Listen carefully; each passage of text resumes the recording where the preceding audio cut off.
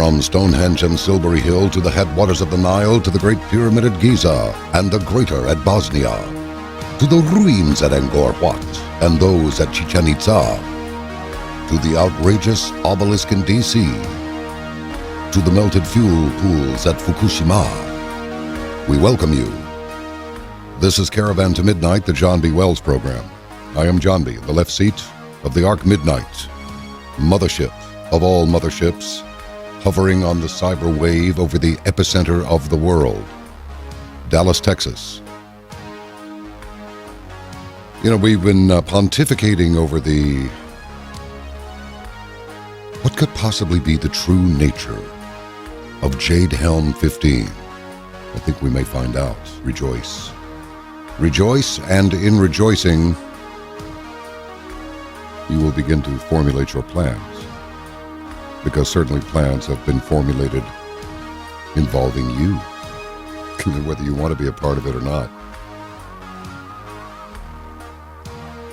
We're going to speak with a lady named DJ. I have her last name here, but she has asked us not to reveal her last name because of certain other people who may feel the pain of her endeavors by anyone in authority there putting two and two together, or one and one together and equaling two, right? So we're going to keep it on the down low, but she is an extraordinarily talented person in the realm of computer software and predictive programming, algorithms and so forth. Algorithms being things that change over time. And what she has to say about Jade Helm is certainly going to make your little angel wing stand up, as well as your ears. I'm going to do my best to hang with her. I don't think, looking at her CV, it's going to be easy, but I will do my best. A fairly quick study on these things. Speaking of quick studies, you're going to love this. Hackers have personnel data on every federal employee. Murdoch is stepping down as CEO from 21st Century Fox. His sons are going to run it. He's not ill. He just appears to be over it. He's still energized. You know, he's still got some fire in him, but he just is going to turn it over to the young ones, the passing of generations, as it might be. Don't you find it interesting? Obama approves a new plane. At the same time, he's approving new plane emissions regulations. And which one does he choose? The longest airliner ever built for Air Force One. Little King O. Little King nothing. You know, if this country keeps going the direction it's coming, we're all going to have ends. Forget about the WO, you know, just ends. It won't stand for new, it'll stand for nothing. That's with a U and an apostrophe after the last N. Where's King Nothing? It's absolutely ridiculous, isn't it? About this leak. Well, the union says, according to the Associated Press, hackers have personnel data on every federal employee. It's been stolen. Social Security numbers, the lot, for every federal employee. A government worker union said Thursday, charging that the cyber attack on U.S. employee data is far worse than the Obama administration has acknowledged. Senator Harry Reid, the Democratic leader, said on the Senate floor that the December hack into Office of Personnel Management data was carried out by the Chinese. Reid is one of 8 lawmakers who was briefed on the most secret intelligence information. A little bit of a paradox there, but whatever. What do I know, right? U.S. officials have declined to publicly blame China, and China, of course, has denied their involvement. J. David Cox, president of the American Federal of Government Employees. Maybe it's American Federation of Government Employees. A lot of typos. They kind of throw off your reading sometimes. Anyway, in this letter to OPM Director Catherine Archuleta, that based on OPM's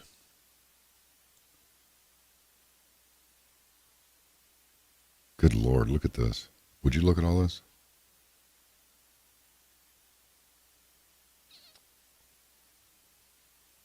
Folks, I got to tell you, we have a hell of an editing job to do just about every day because of the things that we encounter. This is really crazy.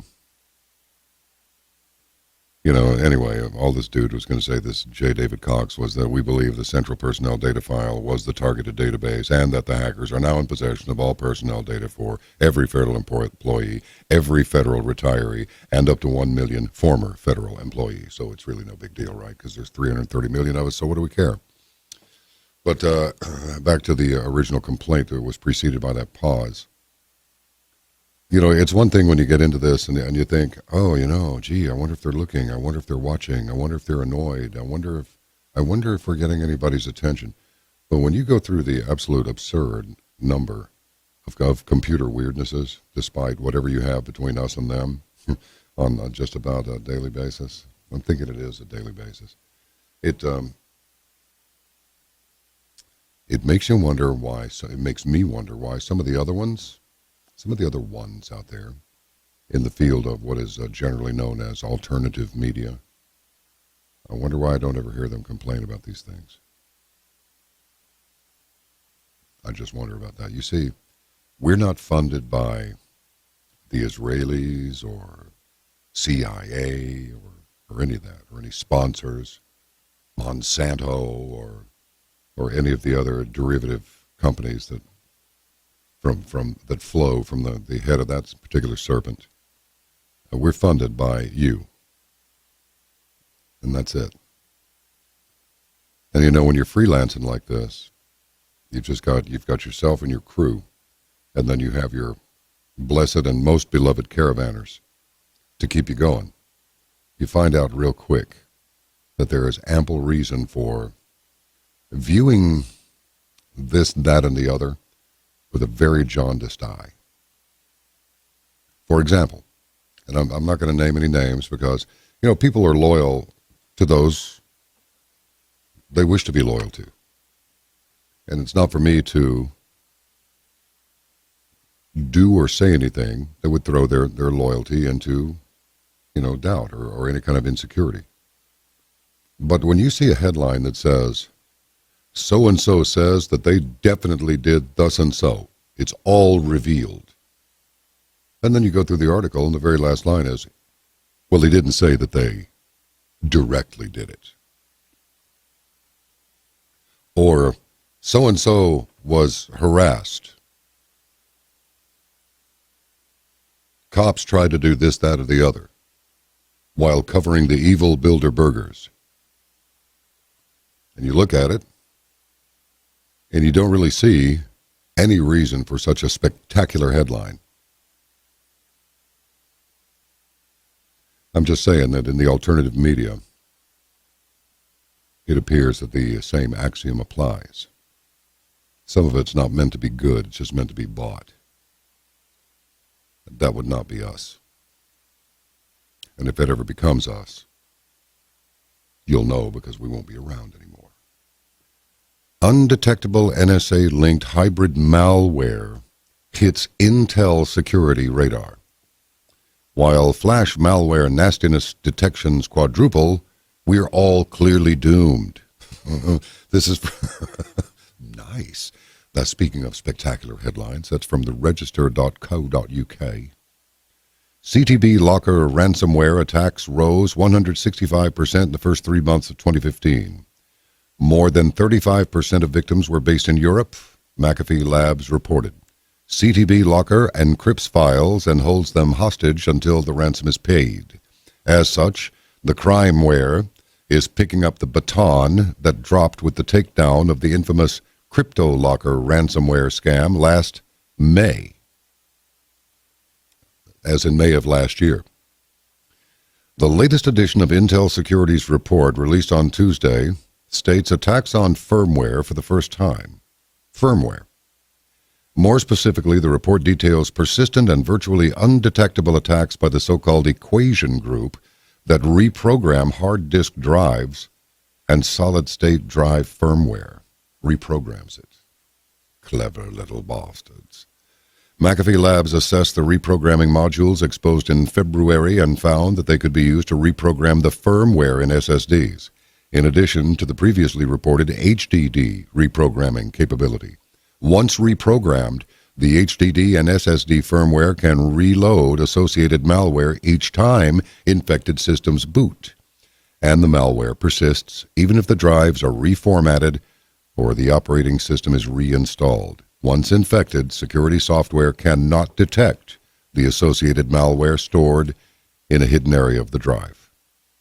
Although not identified as such by Intel Security, the Equation Group has been linked to the elite units of the NSA via confirmation by former staffers.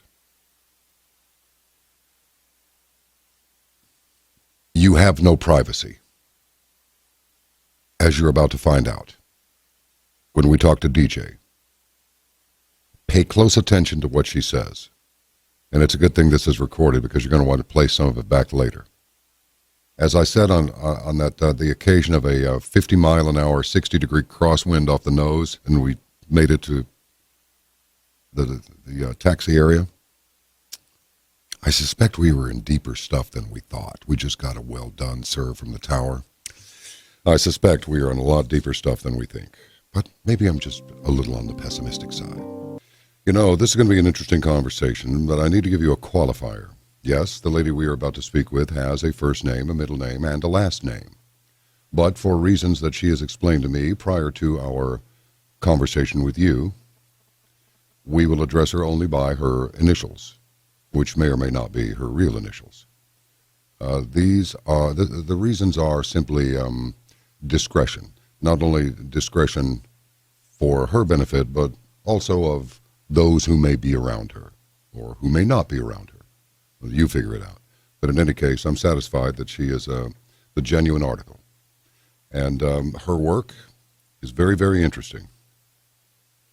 I believe what we are about to hear, if not an explanation as to what Jade Helm 15 is, then let it suffice to be enough about Jade Helm 15 that it should scare the bejesus out of you. Okay, let me just put it to you that way. Hey, Jesus, you know that thing. All right, she has a book in progress, Sum of All Fears. The release date is scheduled in the not-too-distant future. Sum of All Fears, Global Enslavement by an Archonic Technocratic Elite. Some of the videos made are the cloud, computing, and integral part of the NSA and Project Bumblehive. CERN, opening the door to a new realm of physics. The Jade, in Jade Helm 15, is an AI software program. Jade Helm, Mastering the Human Domain. 1033 Program and Executive Order 13684, The History of Jade 2. Planetary Conquest by a Global AI Warfare System. GeoInt, Casting a Neural Net on Humanity. RFID not required. Wow. Let me tell you a little bit about her. Her background is in system and network engineering. Left her job in the gaming industry last year to pursue a challenge to make a difference in a world where right is wrong, up is down, truth is lies. Level 9 News will provide a protected platform to accelerate the awakening humanity is experiencing worldwide. DJ believes it is essential to keep the channels of truth and information open to continue to raise the consciousness of humanity so we don't wake up one day and wonder how we became enslaved to a global totalitarian government. What a good idea. This site, Level 9 News, will have some of the look and feel of YouTube without the censorship. People will be able to form their own forums and communities based on like-minded interests as well as geographical location. A comments forum will be provided for each content item posted. Here, a forum is provided for groupthink to address potential solutions to the problems we as a civilization are facing. Some of the site's topical categories will include topical news and information categories, articles, videos, radio podcasts, environmental, Gulf of Mexico, Fukushima, geoengineering, aerosol spraying, weather warfare, climate disruption, HARP, human health, New World Order, economic, financial stuff, geopolitics, technology, transhumanism, technocracy, breakaway civilization, Hegelian dialectic, otherwise known as false flags, or at least false flags is in parentheses. The fall of America. The awakening, dot connecting, global awareness, human consciousness, spirituality, origins of humanity, free energy, and contact. Whistleblowers, double proxied server. Contact L9N. Support and development contribution and contributor acknowledgement. A modest subscription fee will be required to post various types of content in order to pay the monthly hosting and disk storage fees for the site. However, the site and all of its content will be freely available to anyone with access to the web. She asks, are you one of the tens of millions of people who have figured out there's something very wrong with the world we are living in? Help be part of the solution. You can't fix the problems we face using the same tools that created them. Say, that's some pretty good exposition. Welcome, DJ. Good to have you with us. Thank you, John. Thanks for having me. Okay, so what was the aha moment for you when you went, okay, that's it. We're just going to get it on, like right now. And then you started doing your thing here. Well, the aha moment for me was kind of like, I heard about this Jade Helm 15 exercise early back in March. Everybody was reporting on it. And I started doing some digging on it. And that's when I started coming across making the connection between the Jade and the Jade Helm, and the Jade, or Jade 2, being an AI software system. Okay, it's basically the Jade 2 system is an AI quantum computing technology that has the ability to use vast amounts of data that's being collected on the human domain, that's us, to generate a human terrain system, which they talk about in that PDF. Okay, in geographic locations, in order to identify, eliminate targets, insurgents, rebels, or whatever labels that can be flagged as targets on a global information grid in a network-centric warfare environment. Well, it sounds like it's not just a war on the American people. You know, we spoke recently with John W. Whitehead, the founder of the Rutherford Institute. And he has a new book out called Battlefield America, the war on the American people. And this sounds like a war on the people of Earth, because I'm sure we're not the only ones who are going to be using this artificial intelligence, these algorithms and so forth. I'm sure that's what they are, because everything changes over time on the battlefield, virtual or otherwise. So, I mean, is that your sense? Is everybody on Earth in the crosshairs here? I'm thinking maybe they are. Well, with respect to the Jade 2 exercise, it's kind of being hyped and pumped up out there as an invasion or an occupation of a section of America. At the very least, it's the largest type of RMT ever conducted on American soil, anywhere, ever. So to that aspect of it, I believe the concerns are real. However, I think there is another aspect to this program that's running in the background, this exercise, I should say, that's running in the background that not too many people are aware of, and that is probably by design. And what are we thinking this thing is that's running in the background? Well, in short, the software that they've developed, this Jade 2, it's technology that will not be battles directed by generals and military commanders, but by a computer. All right? The Jade 2 system is a network-centric, software-based AI program at the helm. Very interesting. Very interesting. Yeah. Now, how did you come to that conclusion without giving away everything? I read it in papers that, let me go back. This isn't actually my conclusion. I mean, everything that I'm going to be discussing with you here today is in the documents. And before we get into some of the specifics that this system is able to do and will be doing, I just want to say that the information that I had found on the net that we will be discussing has been highly sanitized. Wow. I believe it's been, because there's things that are not there that should be there when you're talking about a technical system like this that just they weren't available in the papers. I see. So, Well, just take us where you want to go. all right. Well, why don't we start talking about what the Jade 2 system is capable of, and we can go down this. And I hope this isn't too boring, but you can. The Jade. I'm thinking it won't be. Okay. So don't let that be a concern. All right. This system uses vast sums of information collected on individuals, groups, population-centric regions, and large geographic areas and or countries. It then dumps all that information into a module called an HTA, which is a human terrain analysis tool, which then analyzes the data to develop an HTS, or human terrain system.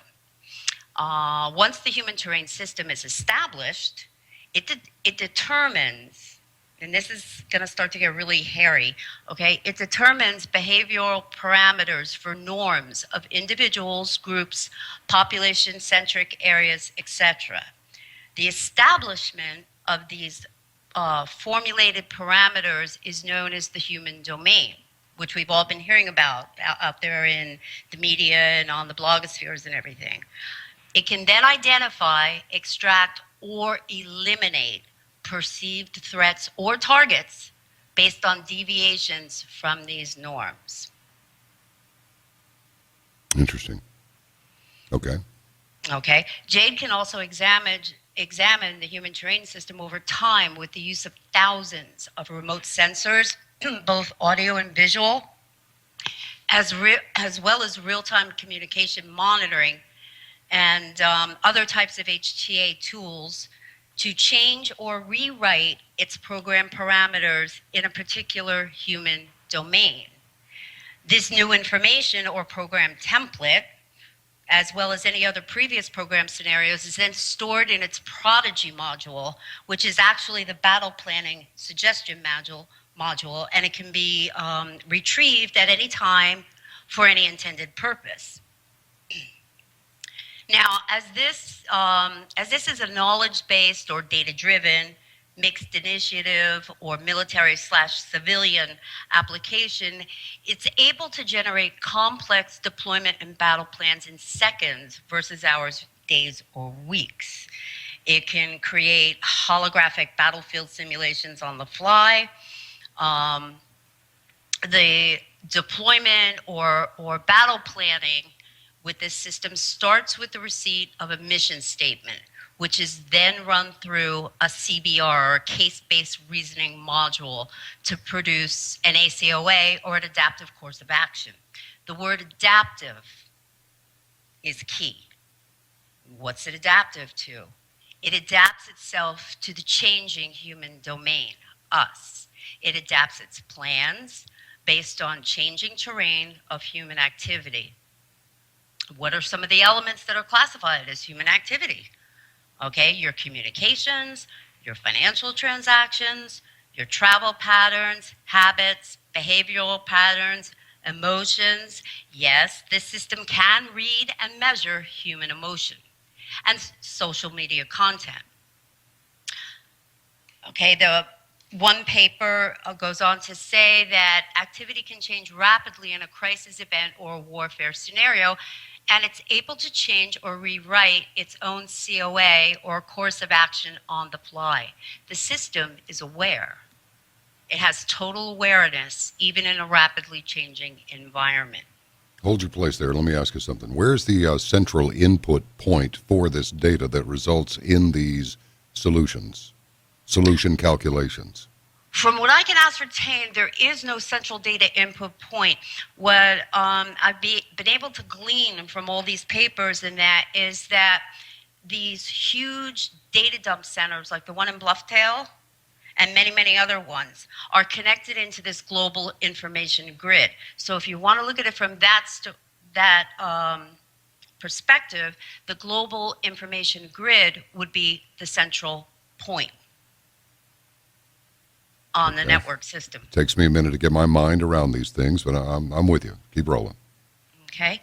Now, format, which is the force management module for this system, was developed by the MITRE Corporation, and it's used to support knowledge acquisition. Okay, that's data collection. That's what the NSA is performing on everyone, not just identified threats, but everyone. Why? Because the government now perceives the American people, I believe, as its greatest threat, and it will use a computer-driven military to clamp us down. Patriots will be classified as terrorists, and the true terrorists, the U.S. puppet government we have out there who receives its directives and agendas from the ruling elite, they'll be deemed patriots to be protected at all costs. Makes sense. Okay, the third module in this system is known as PARCA. It's able to handle extremely complex structured queries against large knowledge bases or large databases, data dumps. Have you ever wondered why, or has anybody ever asked the question, why the NSA is telling everyone they're only collecting metadata or meta tags?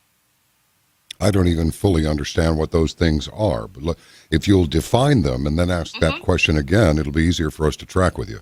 Okay, meta tags or metadata contain virtually no information or data in and of themselves. Meta tags or metadata only have value if they're indexed to a much larger information source or file in these immense databases. So, this is, in my humble opinion, this is just another example of deception through misdirection. Oh, we're just collecting, your phone number as you're passing by, and we're not keeping any of your emails or your text messages or anything like that. Well, if you look at how this system is structured, that's the critical data the system needs. It can't work off meta tags, and metadata. I mean, they're virtually empty data until they're indexed to something or something is indexed to them. Does that? Good Lord. Go ahead. Keep going. I'm with you. Okay. Jade 2 is, and hold on to your seat for this one, it's a self-reactive, self-adapted, self-modeling program for predictive force deployment. In other words, it can predict conflicts before they occur and react in a preemptive manner. Okay. It thinks in the present, but it can predict future events or human activity. And these conflicts are not confined to a warfare scenario either. Excuse me. The predict and preempt capabilities can also be applied to scenarios of social unrest. And that's not just my opinion. That's stated right in the reports and the papers on this software. Good grief. Okay. So let's look at some of the other key functionality or capabilities of this system. And right now we're just talking about the Jade system because that's what everybody's concerned about right now, Jade Helm. It can make high-level trade determinations. It makes decisions regarding casualties and targets in line with the overall mission objective. Okay? It is a total command. It has total command and control in an information-intensive society. Now, from a military standpoint, the term command is more or less a legal or a behavioral standard of actions performed or not performed by military officers to which they can later be held accountable. The Jade system displaces that standard from individual commanders and places it on itself. Total command and control of all information over land, sea, air, space, and cyberspace is how they will master the human domain. It says that in the PDF slides. It says that in the software papers. Okay? It can perform machine interpretation of commander's intent. Think about that for a minute. You know, that's kind of, you know, let me try and put this in perspective. Yeah, listen, don't hold it against me if I'm just being quiet here. I'm trying to wrap my mind around this. This is the deepest that we've ever gone on this subject. So bear, you don't have to worry about us bearing with you. Just bear with us, okay? just keep going. I am all attention. Okay, I want to get back to the machine interpretation of commander's intent. Mm-hmm. That's kind of like, all right, I pull up to my house, I pull in the driveway. My intent is to go in the house and sit, you know, watch TV. Now, am I going to enter the house by smashing my truck through an exterior wall, or am I going to enter the house by getting a key off my keychain and unlocking the door? I mean, that, to me, I mean, that is a scary aspect. Machine interpretation of commander's intent. I wonder if that's to eliminate the possibility of any, shall we say, freelancing out there, or overriding some orders or something like that. I don't know. It could be. Okay. It could be, but I don't know. I'm not sure. This, like I said before, you know, the system sits on a global information grid, which is a, how can I explain this? It's a flexible, scalable, and a dynamic architecture in order to support multilateral civilian and military operations. This global information grid is going to be an important aspect as we go through this. Okay? Oh, here was another subheading in one of the papers, and it was entitled The Process of Sense-Making in Complex Human Endeavors. Quote, this approach uses a set of cognitive constructs that translates tacit knowledge to the focal knowing of the objective world. End quote. How are they accomplishing this? They're mapping your mind.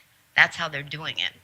And they are creating these maps with all of the information that's being collected on everyone regarding every aspect of their life. Macrocognition. This is the process the system uses to dissect the human behavioral process. It's a cognitive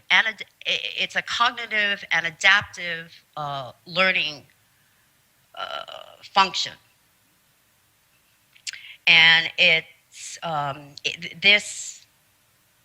I'm sorry, I'm stepping all over myself here.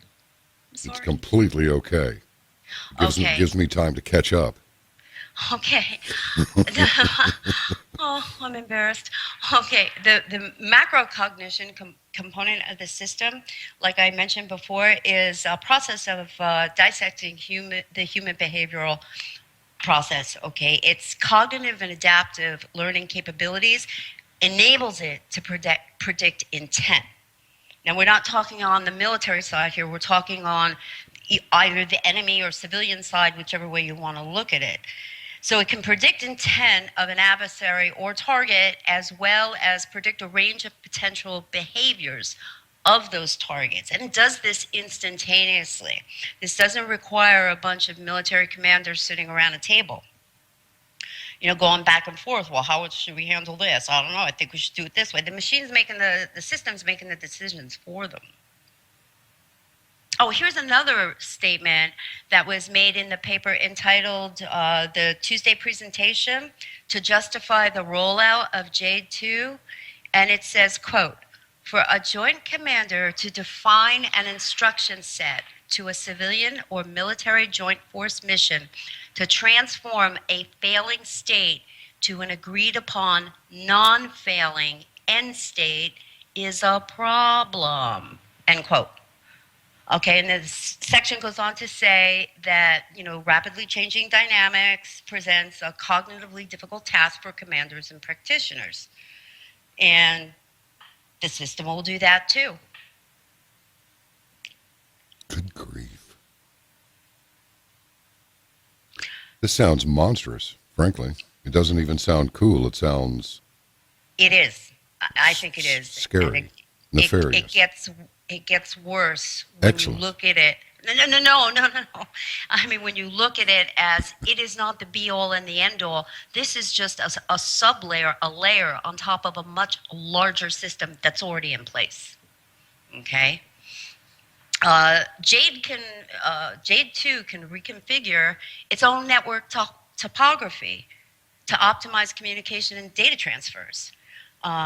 In one of my other reports, I talked about BBN Technologies' use of bandwidth extenders on the cellular and wireless architecture networks. Well, this is what they're referring to. An example of this might look like, you're driving down the road, all of a sudden you lost cell phone service in a particular area or for a particular time, when in actuality, your bandwidth's been reallocated to the system. Because everything, absolutely everything, communications, everything else is tied into that global information grid. Oh, man. All right. Another command and control problem that these concept papers, they're not even concept papers because the software is being used now. Okay. Another command and control problem this system is designed to handle is the fact that the enemy has always been able to adapt to a rapidly changing environment to hide itself from exposure. In order to combat this problem, okay, the kill chain had to be compressed from hours to seconds. The system removes the administrative delay in the kill chain. It has no moral compass, no empathy, or regrets. Wow. Okay, no empathy or regrets. No, it's a computer program. It doesn't I don't think care. they bothered to program that in. It's just like your gun. It doesn't care. Right. Okay, right. gotcha. It depends who's putting the directives in it. Yep. And it's intended to achieve dominance of cyberspace, cyber power, and cyber strategy. This capability will continue to evolve, even though key technical, social, and information trends begin to stabilize. Okay. Okay? Yeah. It'll capitalize on social engineering for offensive military and civilian operations. In other words, this is a technical approach to the tactics employed in Nazi Germany by the Stasi, the brown shirts, and the SS. This is just a technological version of those social engineering tactics they used then. It has a sophisticated decision support system for crowd control. And with the growing civil unrest, not only here in America, but around the world, this is going to be an integral aspect of Jade 2's deployment on the civilian population. Okay. Okay, now well, let me just say this and then, move on to another section here. The hardware that this system's running on isn't your run-of-the-mill supercomputer. All right. Your run-of-the-mill supercomputer. Yeah. That's a good one. Yeah. Go ahead. I mean, it's not a Cray. It's nothing like that. It's going to be running thousands of processors on a single chip. This is, without a doubt, the direction these command and control systems are moving toward. You just can't process the vast amounts of data being collected using conventional linear computing technology. You get to a diminishing point of return at some stage of the game here with these data dumps. This is very disturbing. Now, can you hold your train of thought while I pop in and out? Sure. It seems to me, DJ, that this is why, while people are going, now, why would Obama or whomever is pulling his chain? Why would they fire all these highly competent military officers? Why are they firing these people who said they won't fire on U.S. citizens? Why are they? Because we don't need them anymore. Because somebody who's completely okay with that is going to make use of this computer apparatus to do the dirty work that they want to do, that these people who have been fired would not do. I think you're exactly right. Carry on, my dear. Okay. Oh, this you're going to find interesting. It develops virtual models based on repetitive types of crimes that can predict future crimes that have not yet been committed by either individuals or groups in the COA or the civilian operation area, and then execute a course of action, a preemptive course of action. This is Minority Report's pre-crime technology. Mm-hmm. Okay. Okay, we can sum up the J2 system this way. I guess it's a self-organizing, vision-capable, expectation-capable, recognition-capable, situationally aware, emotional, intelligent, goal-oriented system. The system thinks, plans, and executes.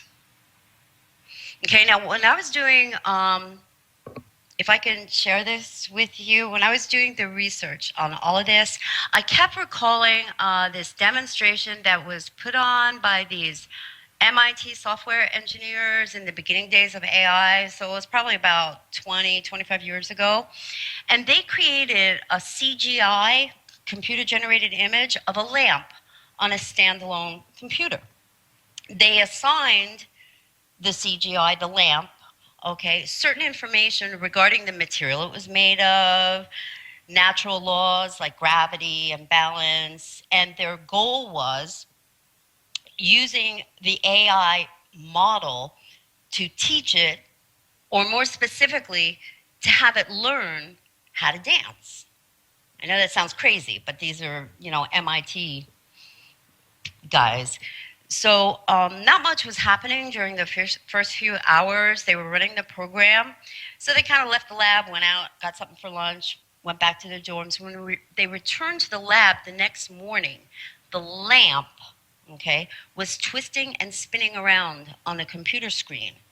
The engineers, although they were absolutely delighted that their experiment worked, issued a dire warning about putting this type of AI technology out, or I should say unleashing this technology on a distributed network. That CGI lamp, okay, was able to learn and evolve in 24 hours what it would have taken humans 1,000 generations to accomplish. Jesus. Excuse me. Did I say that? Sorry. Sorry. So, 1,000 generations. Generations, not years. 1,000 generations to accomplish. So it's I feel like DiCaprio depicting Howard Hughes in The Aviator. Come on, come on, come on, come on, come on. 1,000 generations. Good Lord, that's amazing. I know, but Okay, it's also amazing that that warning hasn't been heeded. I'm quaking in me boots almost. Go ahead, let us have some more. Might as well give us everything. Okay. Good grief. Okay. Well, why do you think so much hype's being generated about the Jade Helm 15 exercise? Because there's so much secrecy around it. It involves so many people. It started off with 5 states, went to 7. I think I heard it climb as high as 9. Then it back down to 7. And what really got our attention in this part of the world was that Texas was designated a hostile state, along with Utah. Oh, where did they get that stuff anyway? Yeah.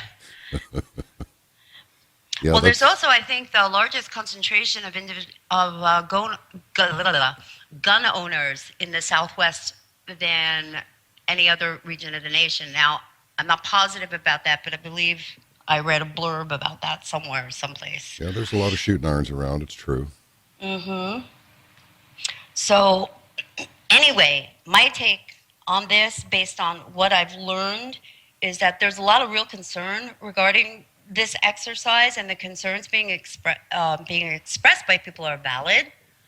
At first, I didn't get too worried about the Jade 15 exercise. I mean, I lived in New Mexico for 17 years, and as long as I can remember out there, the Blue Helmets were conducting exercises in the national parks and in the open space, playing soldier games out there. Yes. And then I came upon that SOCOM PDF that's now all over the internet, which kind of like got me into digging deeper and deeper into this thing.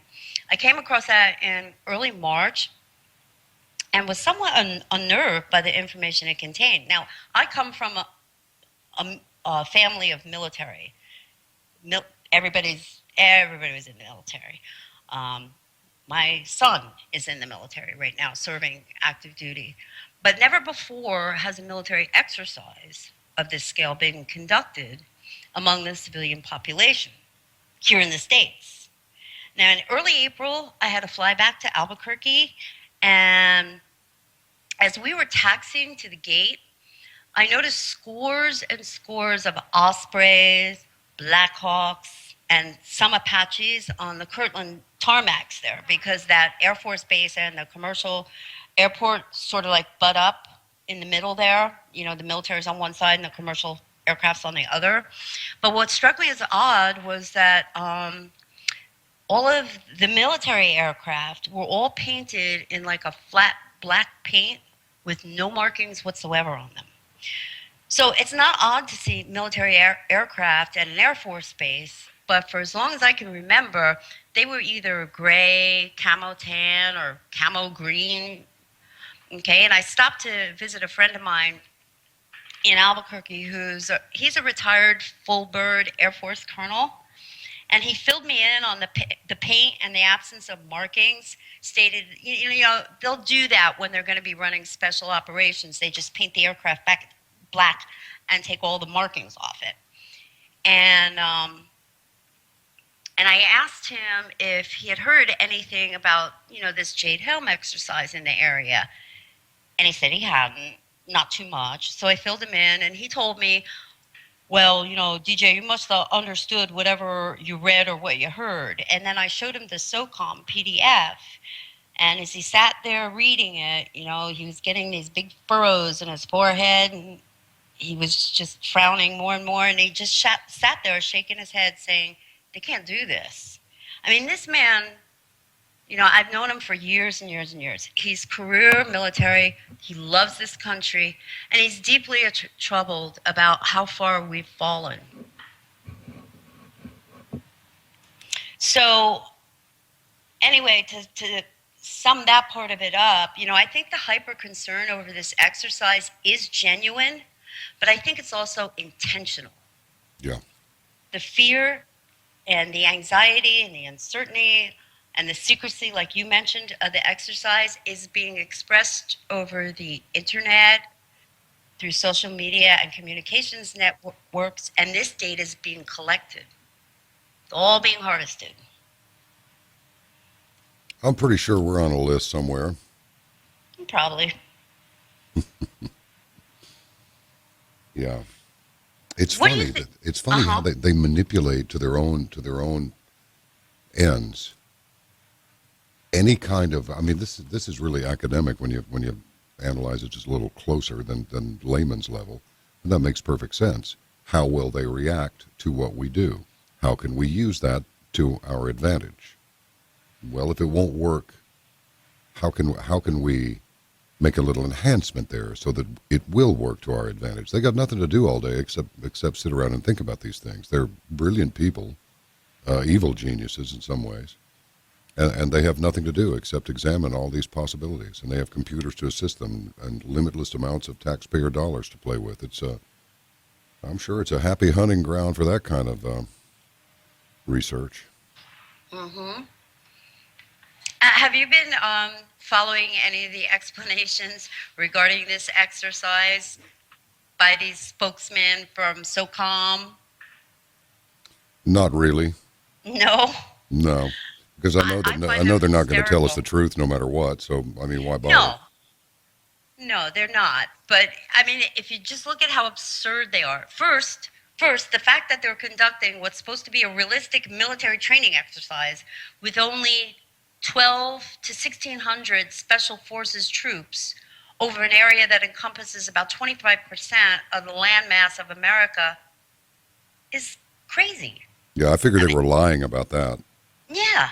So either that's not what they're doing because they don't have enough troops, or they're going to be employing a lot more troops than 1,600 and they're just not telling us. That's Or, one or possibility. the third, or the other possibility, which is that about 1,200 troops is all we need when we roll out this monstrous technological marvel of ours. You know. Hmm. Absolutely. Now, the second brilliant explanation that came out of the mouths of one of those guys speaking down in Texas said that the Southwest was chosen because of because the physical terrain is very similar to the Middle East. So then, why have they brought in Louisiana, Mississippi, and Florida into the exercise? Because of the barbecue and the fish, I guess. I guess, yeah, and I guess the oasis is out in the desert. And this last one is pretty funny too. It was stated that these training exercises are necessary to better prepare our troops for unconventional warfare overseas. Now, first of all, Jade Helm is not a new concept. Okay, it was used in Iraq and Afghanistan in 2012 and 2013. I read the unclassified or declassified mission reports after the Jade Helm operation was executed over there, and it was touted as a huge success. Okay, it's my understanding when the military successfully performs an operation, as they did with Jade Helm in 2012, okay, it becomes a warfare policy or doctrine or strategy. So, why the need to train for it again on American soil among American people? Okay, the line of bullocks that we're being fed coming out of the public relations spokesman for this exercise, that we have to better prepare our troops to blend in with the indigenous people in foreign countries, is absurd. Yeah, First of after we've been all, over in foreign countries for 12 years, specifically the yeah, Middle East. That makes a lot of sense. yeah, not only that, but how is training U.S. troops to blend in among U.S. citizens that look like them, talk like them, have the same cultural memes as they do, going to help them to better blend in overseas with people who don't look like them, don't speak the language, or have the same cultural memes? I mean, they must really think we're idiots. Well, I was driving in traffic today. I think they may be right because a thunderstorm came up and people were panicking over 6 inches of running water across the street, just, afraid they were going to be swept away. So I don't know. They may have something there. I'm embarrassed to say they may think of us as idiots because we very well may be idiots. I would submit to you that we are. We probably wouldn't find ourselves in the position that we're in now. But Yes, anyway, that's very true. I digress slightly. Sorry. No, that's a very important point I think you just made. So, anyway, going back to this Jade 2 software in conjunction with the Jade Helm 15 exercise, why do I think it's being what do I think is going on? I think this thing is, among other things that it could be, is a giant psyop. Okay, and that's not to rule out the possibility of this whole exercise at some point going live.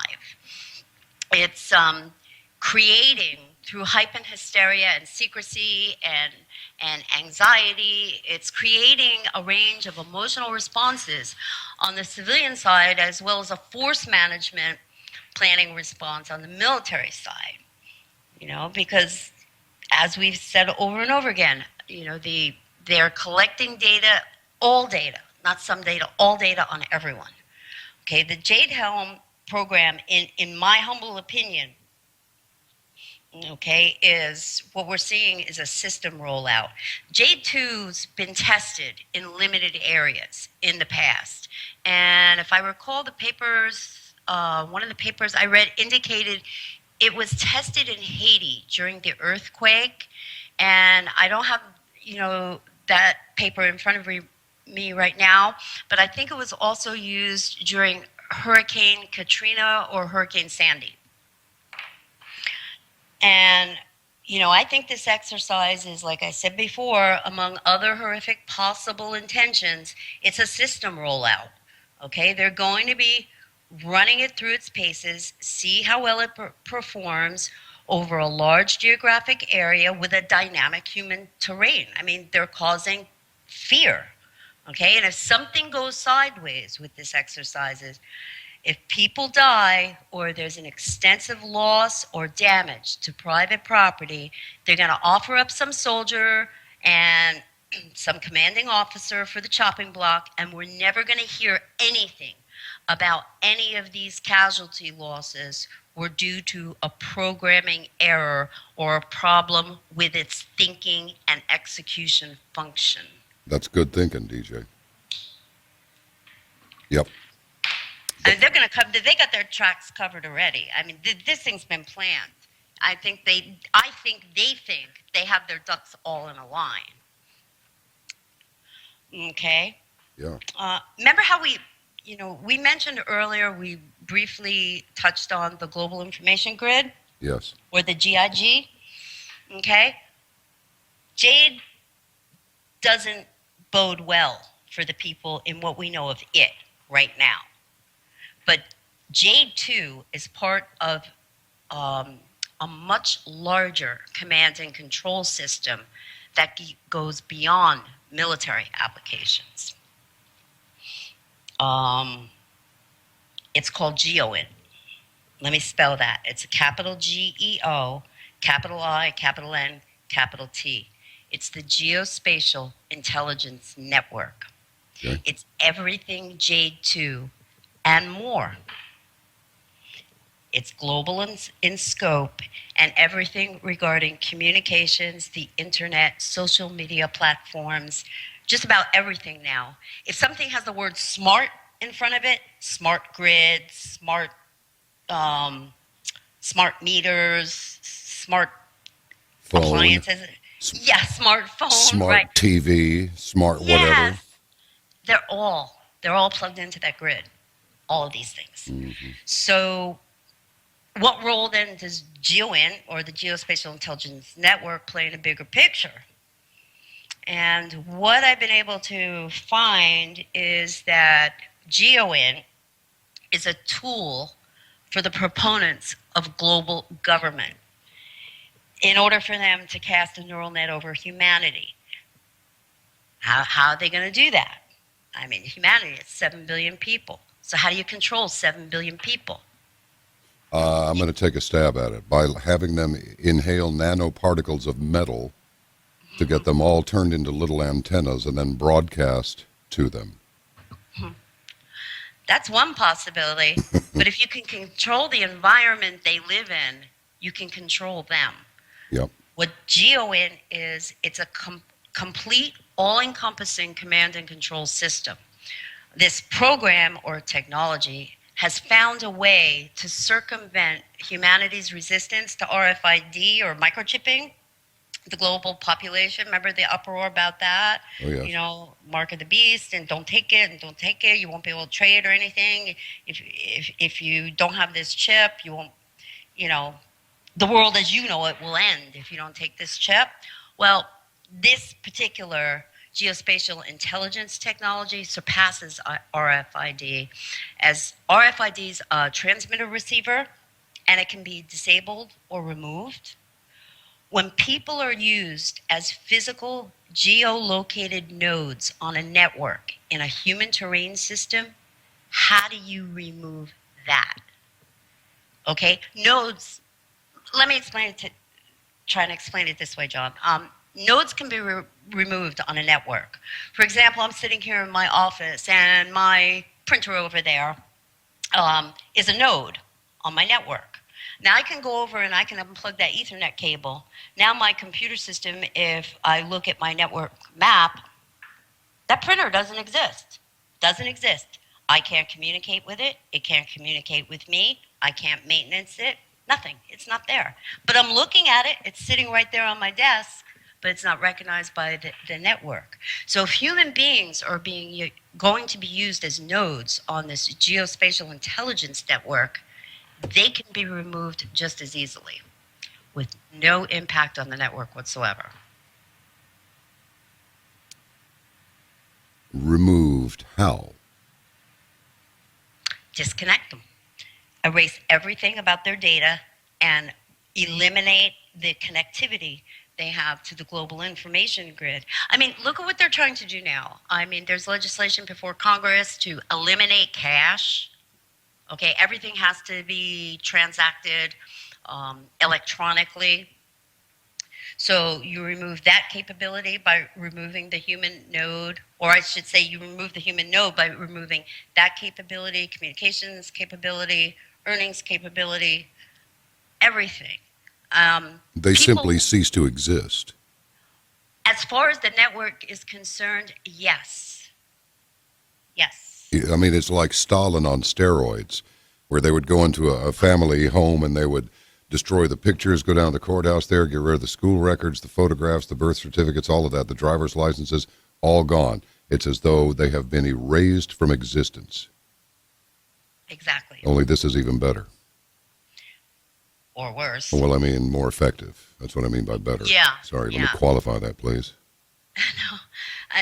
People, I mean, their plan, the big plan on this thing is that people will be reduced to the sum total of the data that's been collected on them.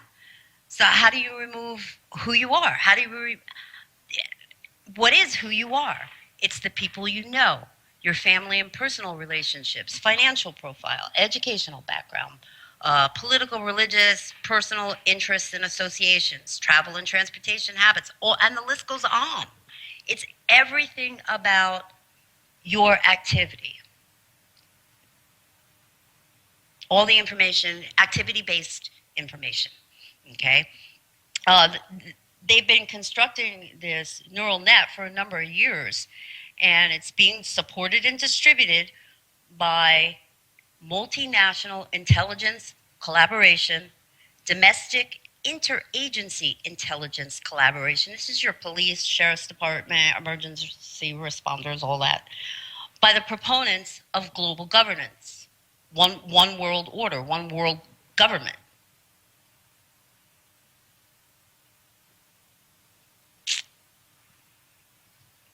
This is very sobering. It's one thing if you think it, but when you're confronted with evidence that suggests that it's more than just a thought, that it is. Oh, these are not my thoughts, John. All of this information I'm presenting I've gone through several hundred pieces of paper in documents, reports, system concepts, system development, software capabilities, the whole 9 yards. This is what they're telling each other this stuff does, okay? I'm just relaying this to you. Oh, I understand. I didn't mean I didn't mean to suggest that you were, well, yeah, I didn't mean to suggest these were your thoughts. This is your analysis of their thoughts and their creation. I get it. Mm-hmm. Wow. And the GON system or network, and this is a common, the phrase mastering the human domain also appears hundreds of times throughout these papers for GON, as well as for the Jade 2 software, as well as for the Jade Helm 15. The domain part, that confuses me just a little bit. I'm sorry to interrupt, but I thought the domain is, well, it is domain rather than domicile. So spell it out for us, DJ. What is meant by domain? All right. The domain is, from the GON standpoint and from the Jade 2 standpoint, it works based off three concepts, okay? Human dynamics, human terrain, and human geography, okay? They're digitizing all of this data on this information. Domestic threat centers, what are they called? Threat assessment centers? Yeah. That have popped up in every state in the country now, and some states have multiple threat assessment centers in them. They're not just here in the U.S., they're global, and they're an integral part of this program from a data collection standpoint, okay, they will be exploiting the human dynamics of the people of a region or nation-centric population area, which would be your large cities or your large cultural regions, that type of thing. They're going to do this through the use of ABI, which I briefly mentioned before. And what ABI is, it's activity-based intelligence, gathered from where? From open source data. What's open source data? Places like Facebook, LinkedIn, the internet, cloud computing, cloud storage, social networking platforms, cell phones, and the list goes on. Okay? ABI is defined as all aspects of human activity. It's the presence of activities, transactions, both physical and virtual, okay? Cultural, structural organizations, networks, and their interrelationships with each other, motivation, intent, vulnerabilities and capabilities of humans as single individuals or as groups or in the context of large population-centric areas across all domains of the operational environment: air, land, sea space, and cyberspace. Okay? All collected data, now get this, all collected data is to be geolocated to a specific spot on the earth and then tied to a human node on the network. Remember you asked before, well, how do they unplug you from the network? Yeah. That's how. Okay, this process in the realm of GeoIN is known as georeferencing.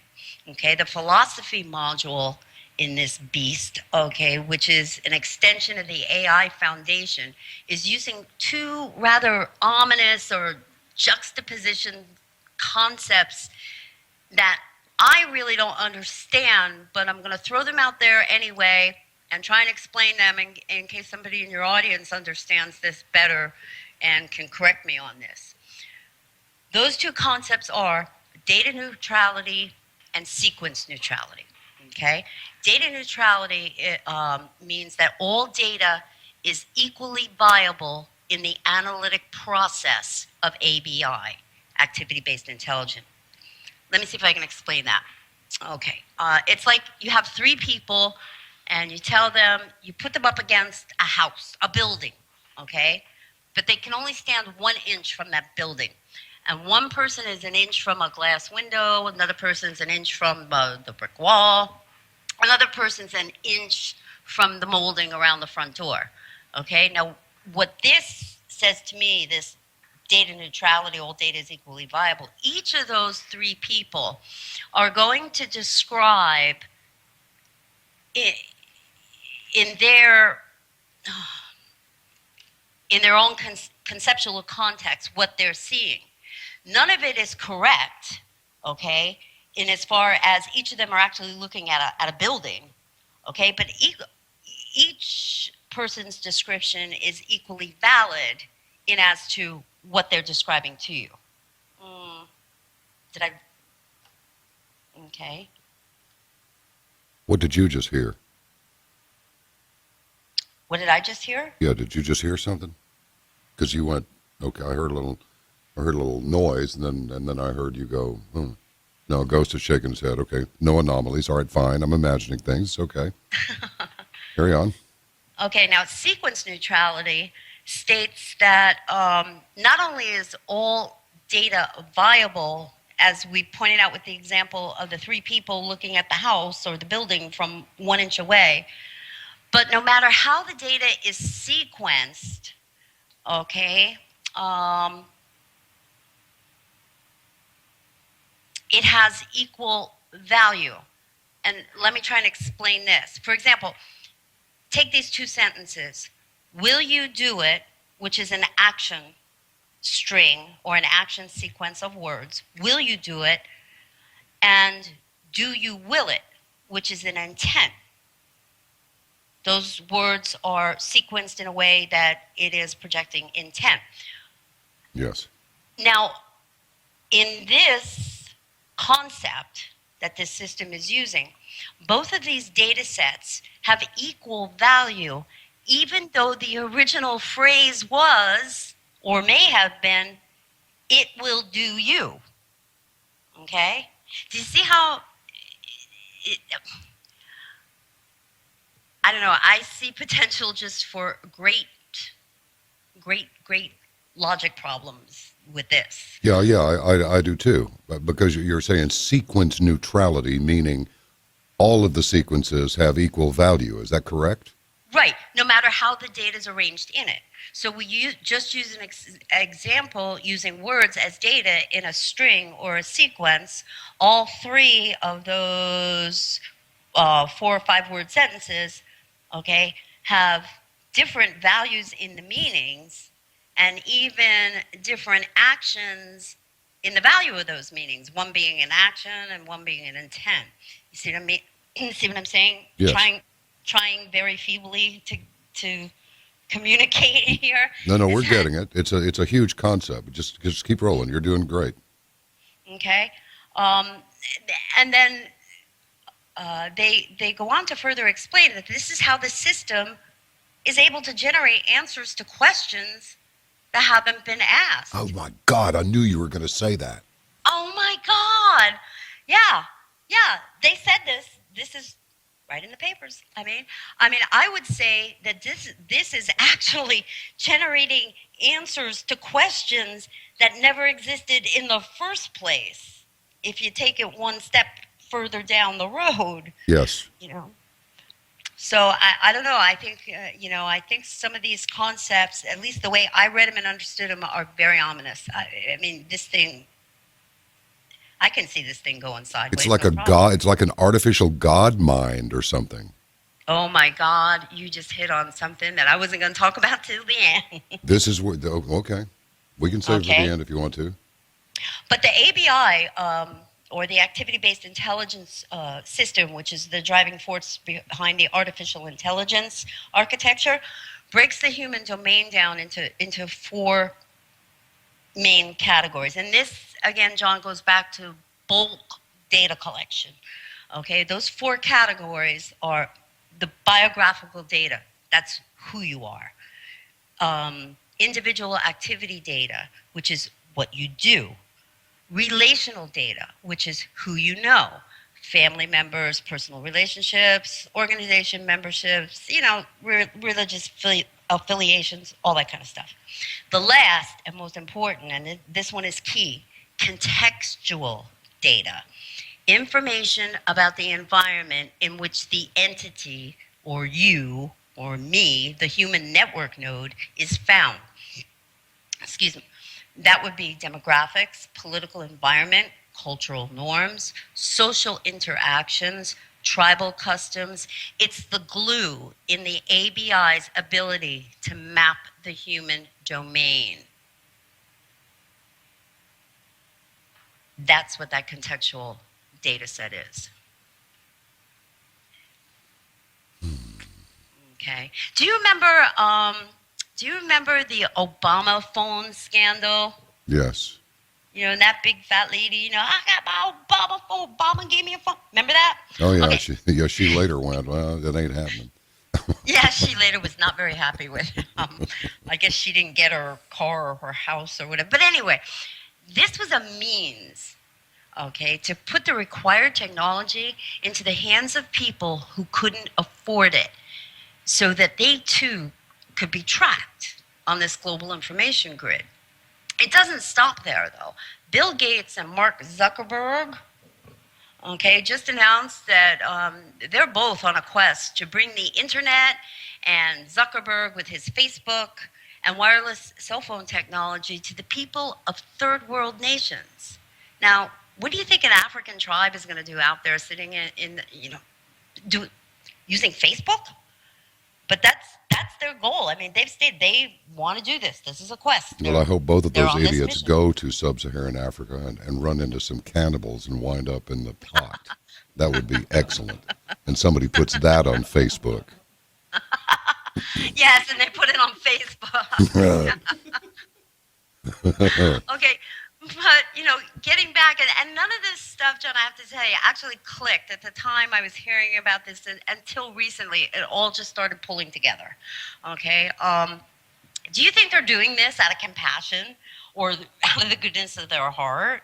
No, the plan is to data collect and track every person and every piece of data associated with them on the planet. Or if not everyone, as many of them as they can. And then, you know, screw everybody else, I guess. That's Pretty their much. intent, pardon me. Yeah. Okay, one of the presenters commented flat out, and this is on the GeoInt symposium. This particular uh, symp- um, symposium I'm referring to was 2 hours long, but he said, and quote, if you're not collecting all data, you're not going to get a good human terrain, end quote. This is GeoInt. If you're Global not information. collecting all the data, you're not All going to data. get a good human terrain print. Human terrain.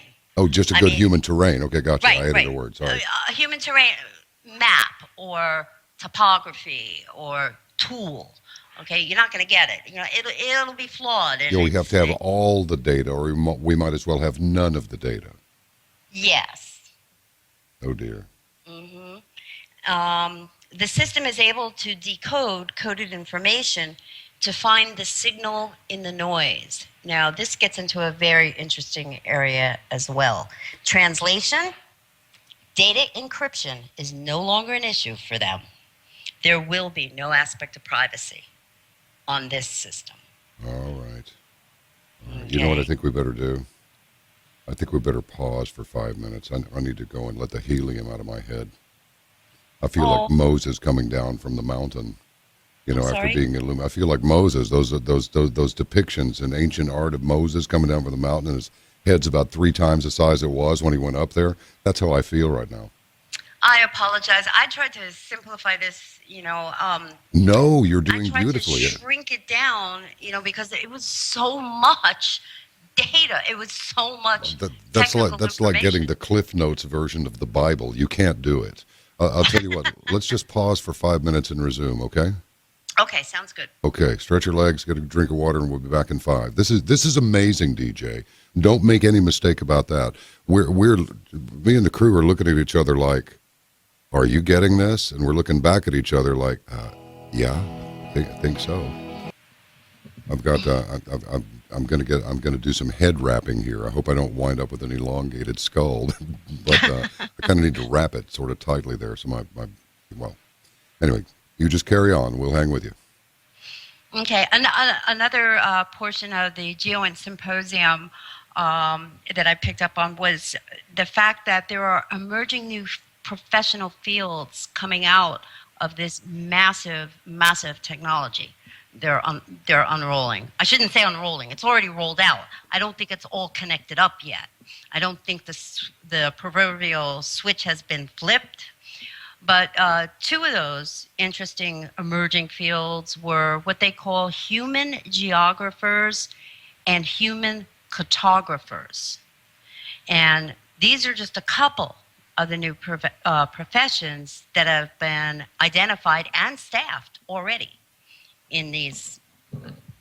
I can't even call it organization, GeoNet, GeoInt. I think it goes way beyond that. But these positions have already been staffed, and their role is to develop a tapestry, so to speak, of all aspects of human behavior, human emotion, and reactions. Okay.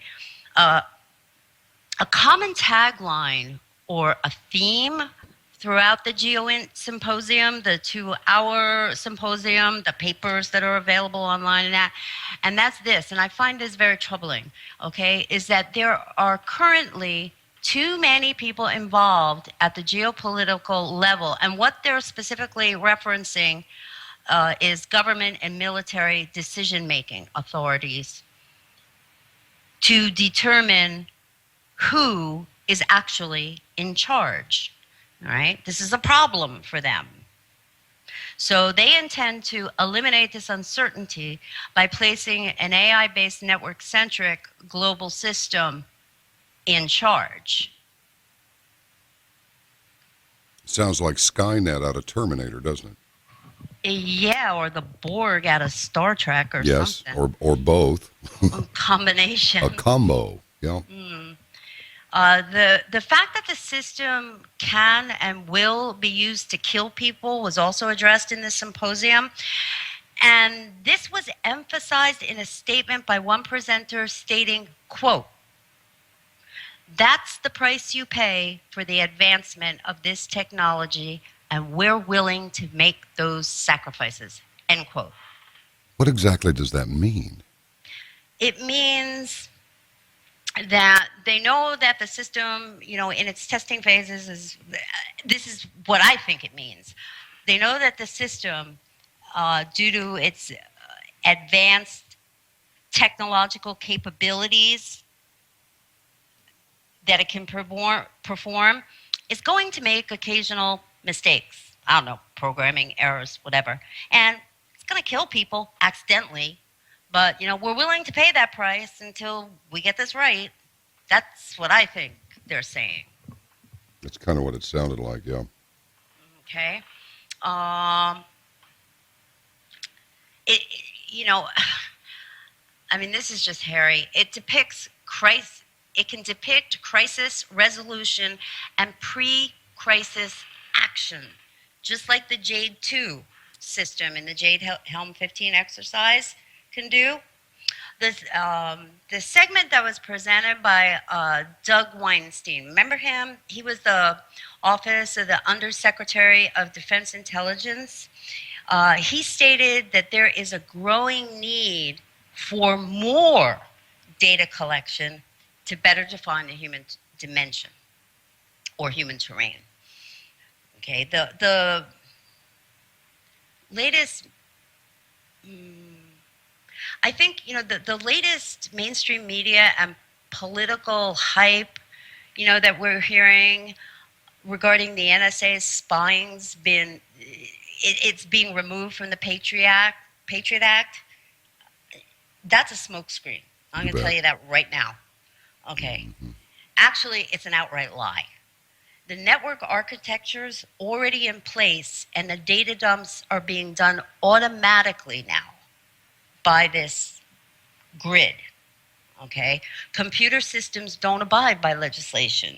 They didn't spend billions of dollars on this technology only to pass a law demanding we shut it down. NSA data collection's not going away, it's being taken over by the geospatial intelligence network and everything plugged into it. Oh boy. Oh boy. Okay, GeoInt's main objective, and I know I've said this before, and at the risk of repeating myself, is to achieve centralized command and control over humanity.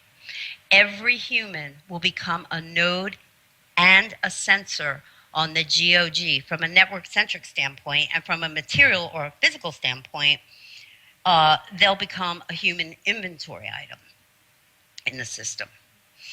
The system's also been collecting biometric data on everyone. Okay, this is required so that every human sensor or node on the network will have its own unique bio API, or biological application program interface. And this is how they'll circumvent the RFID or microchipping that we talked about earlier. Okay, the system, it'll develop and execute directives based on its interpretation of political will. What's that? It will develop and execute directives, its own directives, based on its interpretation of political will. They're not referencing the political will of nation states. There won't be any. They're talking about the political will of one global centralized government. You bet. That's exactly what this is. Okay. Um, as you know, and again, at the risk of sounding redundant, predictive software or AI is at the core of this GeoInt system, just like in the Jade 2 software system that I had done a report on a while ago. Same technology, bigger scope. Okay, the system's able to change natural outcomes of human activity by predicting human behavior and reacting to it before it occurs. Think about that for a minute.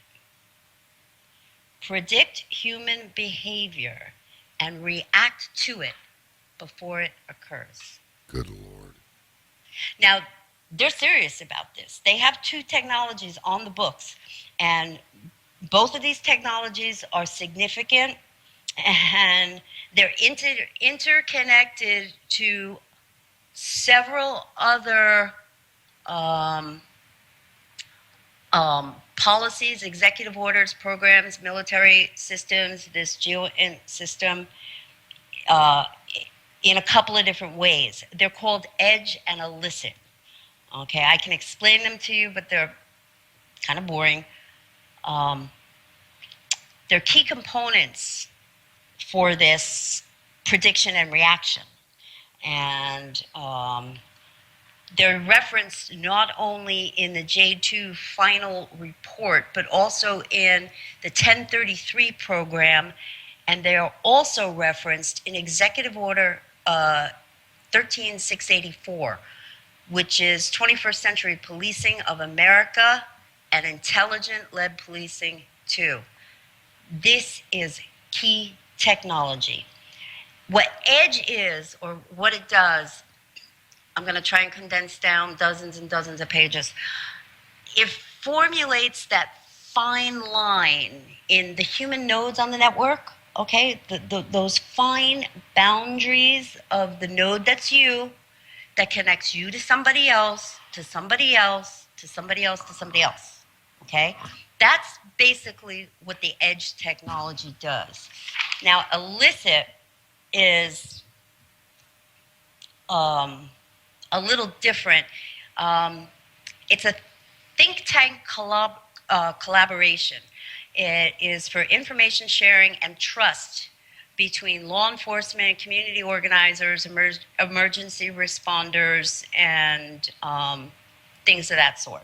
You know, your domestic peacekeeping tools. Yeah. The illicit platform is the main theme in the 1033 program and in Executive Order 13684, which is Obama's vision for America, also known as 21st century policing. All right? This concept, this think tank-based initiative, is a paramount to the Stasi in Nazi Germany, with an added dose of network-centric technology and military-grade equipment being thrown into the mix just for fun. And they're referenced in those orders and those policing programs. Unbelievable. There was an entire segment of this symposium that focused on the harvesting of all commercial data. What? So I had to read on that more and dig more into this. I mean, it started raising the question, you know, I wonder why no one's been allowed to read the TPP, the Trans-Pacific Trade Agreement. Yeah. And then they tried to fast track it through Congress with nobody even reading it. I mean, since that didn't go as planned, they've now repackaged it and they're trying to fast track it through under the title of the TPA. I think these things tie in definitely. Oh, absolutely, they do. And in fact, there was a report about one of the main shills for this, a woman who was trying to get some of the other people in Congress to go along with it, admitted that she had not read it at all. I'll tell Amazing. you. Amazing. The one thing these people are paid to do up there, they're falling on their face on. I mean, it's the one thing they're supposed to do, pass legislation. And they're not even reading it. It's a matter of some speculation as to who exactly is holding what size gun to these people's heads because, the Senate got overturned and now the Republicans are in control and they're not doing anything differently than anybody else with a couple of exceptions. At least Rand Paul has said, you need to make the text public. So we'll see how far he gets with that. And it appears that, there's some setbacks in the Obamacare thing and some other things. But good grief. I mean, largely they're just useless. I mean, you don't have to have an IQ over about 62 to figure out that these people aren't making any decisions on their own. No. They're being manipulated by somebody else because they bumble too much. There's nothing smooth about their presentation or their they go out with a bold statement and they have to retract it and they're just kind of like they're standing there just blithering. It doesn't even their explanations make no sense. And that only happens in my experience when you don't really know how deep the waters are that you're swimming in, but you've just been given a signal that you need to change course and also change depth a little bit, but you have no idea how deep it is really, and you don't know who's given the orders. You just know that you better take them. That's how they react in my view. Yeah, well, I think it's pretty obvious to most people now that most of these people up there are not under their own control. I mean, they're getting their marching orders and their directives and their agendas from someplace else. Well, it says... And it's not the American people. No, it's not. It says right here, this is a fresh headline. It's going right across the Drudge Report. The Republicans rush vote on Obama trade before anyone reads it. Well, there you go. The Republicans. I mean, how many times do we have to be lied to about so many different things before we just stand up and say, enough, we're not taking this anymore? I'm just wondering what the future of a revolution is. But anyway, we'll talk about that later, maybe if we. It doesn't look very bright. No, it doesn't. In the context of this. No, not at all. It's like, no, you can't do any of those things. What do you mean we can't dissent? No. We can't revolt? No. We can't protest? No. Okay, what do we do? Conform at once, or we'll delete you, node. Yeah. Yeah. Good Lord. Okay, carry on, my dear. Okay. Well, we talked about, massive data collection to ad nauseum in this report here. But they're not only collecting data using the methods we already know about in order to populate these huge data dump facilities like the one in Bluffdale. They're now also employing technology called dirt boxes. Have you heard of those? Which boxes? Dirt boxes. Yeah, boxes. I did see the term pop up, but I went past it. Mm-hmm. All right. Well, this technology is installed on private planes, and in a single sweep, they can pull information from tens of thousands of cell phones. Yeah. I'm not just talking about your phone number and where your phone is on the GPS coordinates. I'm talking about all the data stored on your phone, your mobile banking information, Facebook, social media networking files, passwords to secure applications, the applications on your phone, sites you may have stored on there, in addition to all the other stuff we know they're collecting on us. So now they've got this dirt box technology, and it's a piece of hardware that they're using private planes, flying over neighborhoods, up and down roads, mostly in populated areas, because the more concentrated the technology is in a particular area, the more they're going to scoop up on a sweep with these dirt boxes. And then that information is all going into the data dump as well. So mastering the human domain okay, and this is again, we're in the context of GEOINT now, okay, represents a shift in focus from nation states to individuals. GEOINT will put a clamp down on individuals, groups, or population centric areas before an event, demonstration, or rebellion, just like you mentioned, can occur. Okay, the lines between the military and the government haven't just been blurred, they've been removed with this system. If there is still any doubt about this, I'd like to read this from the SOCOM RSOF 2022 report regarding command and control of the human domain. Okay? Very good.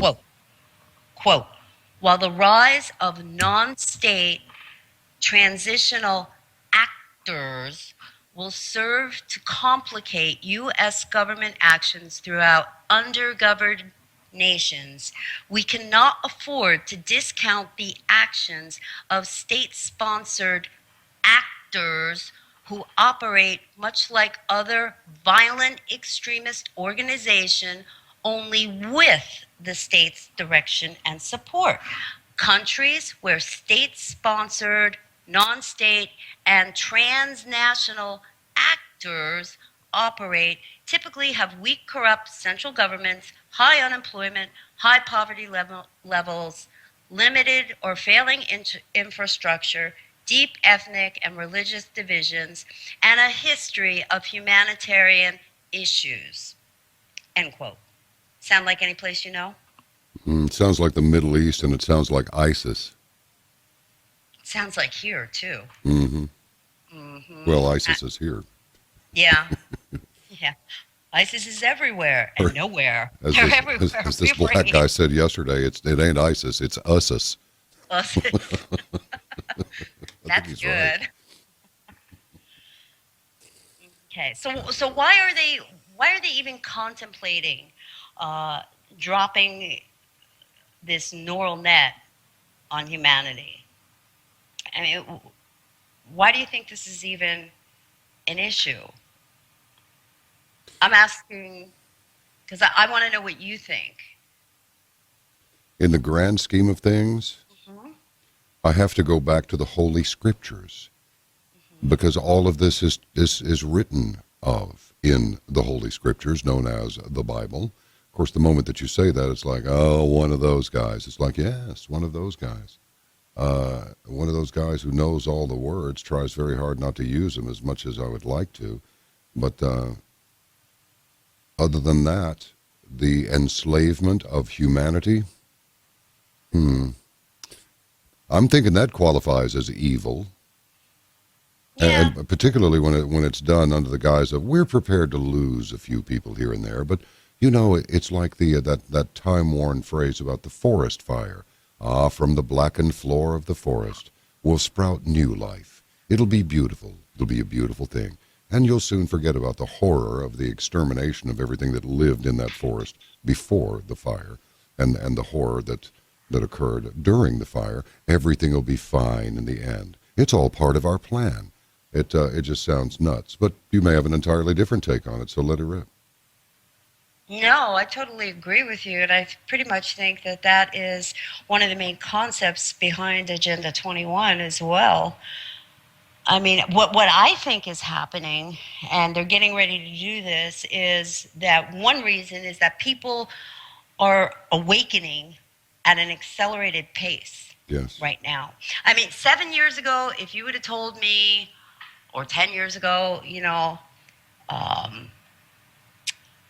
could talk to 10 people and 3 of them, you could talk to them about these conspiracies. I won't even call them theories. You could talk about these conspiracies. 7 out of 10 of them will think you're an idiot. Well, now it's like 7 out of 10 of them will probably agree with you. That may be a high estimate, but I think you get my drift. Okay. I do. Yeah, I think you're right. The lies and deceit by way of misdirection they're having less and less impact on the general population, and they're aware of this. They know this. Their propaganda machines are breaking down. What was it? It was William Casey, retired director of the CIA. He stated, and I quote, but I'm paraphrasing here, is that we will know our operation. And I believe the operation he was referring to was Operation Mockingbird. Yes. Has succeeded when everything the people know is false. That came out of the mouth of the outgoing director of the CIA.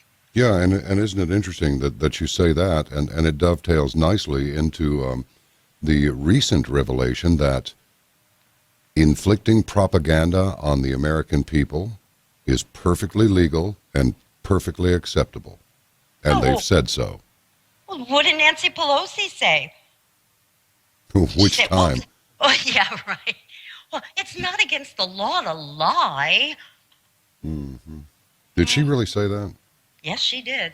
Now, they were asking her about something along those lines about propaganda and not telling the American people the full truth. And may have even had something to do with Saddam Hussein's weapons of mass destruction. And of course, she was out there beating the drums. Yeah, we got to go blow them up and before they blow us up. And, they asked her, well, wasn't that just a lie? I mean, if you had the information. And her response was, oh, well, it's not against the law to lie. She is a monstrous excuse of a human being, in my opinion.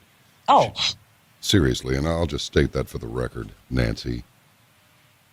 Well, I totally agree. It's disgusting. Anyway, go ahead. Sorry. Anyway, the bottom line is they're losing the battle for our minds. People, slowly as it's taken to happen, they're starting to be able to connect the dots themselves, and they're starting to develop some modicum of being able to think for themselves and not have to be told by a TV set or a Barbie doll news anchor, what they're supposed to be thinking and feeling and buying and wearing and, voting for and everything else. I think they're just starting to wake up. And this scares the bejesus out of these people. And for good reason. For good reason. Mm-hmm. I don't know why I have visions of the French Revolution, payday, dancing through my head right now. I'm trying to ward them off, but it's tempting, just for momentary amusement. I mean, these people have caused countless deaths, untold misery, and they're just they're well paid for it. And like you just said, wow, I can't believe she said, well, it's not against the law to lie. Really? Okay. Actually, it is, just not your law. Yeah, just not in your world. So anyway, John, up until recently, I was of the same opinions as many other people, and that was that the amount of data that they're collecting on everyone is just so vast, they'll never be able to find anything meaningful in these massive data dumps they're amassing. And just like the endless printing of money, endless data collection has a point of diminishing returns. And meta tagging or metadata, like we talked about before, yeah, okay, is only useful to a point before these indexing features start returning so much information for the algorithms to process that the system actually starts bogging itself down.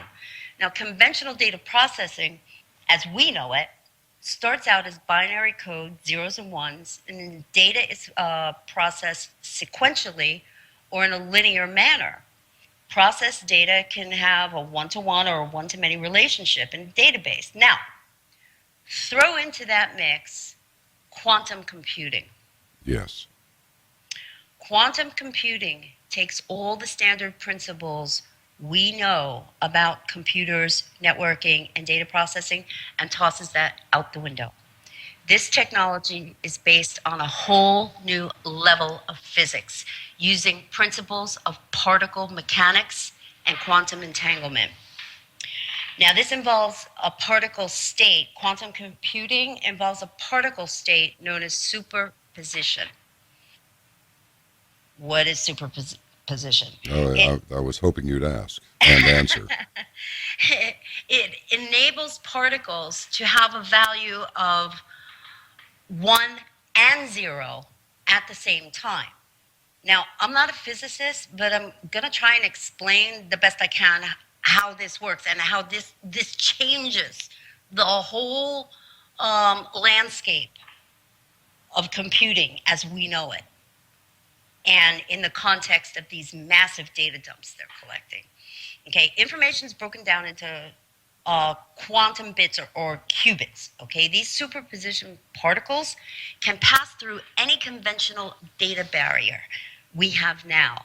And because they exist or reside in two places or in two spaces simultaneously, they can unlock every digital vault in the world. I believe it. I can kind of conceptualize internally here how that could work. Mm-hmm. Now here it gets even stranger, and that's another thing I found in reading a bunch of documentation on this quantum computing. The word spooky. You know how the word smart meter we talked about before, smart car, smartphone, smart, all bad. Mm-hmm. It refers to one particular segment of technology. Well, in this realm, the word spooky, I saw pop up more than a dozen times. Spooky tech, spooky data, spooky computing, spooky. So when you hear that word, think quantum computing. This is what they're alluding to, okay? Now, the qubits, as I mentioned before, are arranged in blockchains, kind of like Bitcoin. And remember we talked earlier about the use of synthetic biology and synthetic bioAPIs. Yes. Well, what does DNA look like? It could be described as a double twisted chain or a helix. Indeed. Indeed it can. And this level of computing technology will perform in seconds what would have taken conventional computers the equivalent of millions, not a million, millions of years. No. Yes. Okay. Listen to this. We're talking about processing power of 2 to the 512th power of operations being performed simultaneously. How do you know these things, DJ? I looked them up. Okay, gotcha. Thank you. Okay. That was an easy one. Okay, fine.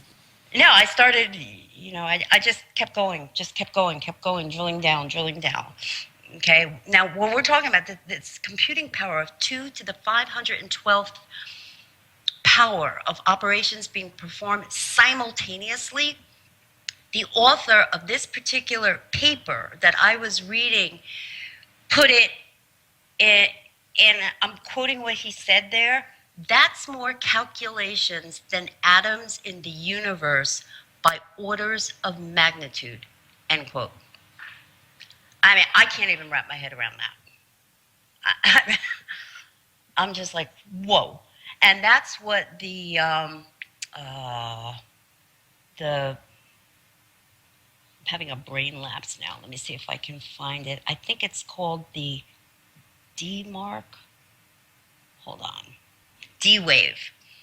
That was the first generation of the D-Wave quantum box, the first quantum computer that was actually sold and is being used. It was 2 to the 512th power of operations. The power of these computers, that, remember how we were talking about, you can't possibly process all the information they're collecting and putting in these data dumps. It's just too much. You reach a point of diminishing returns, right? Yeah. The power of these computers increases exponentially with the number of qubits or data being pumped through them. Wow. It's like, John, if you can imagine, it's like trying to open a combination lock, but you have at your disposal all of the conceivable number sequences simultaneously, and you can hit that lock simultaneously with every conceivable number combination on that lock. Boom, it opens immediately. Click. Yeah.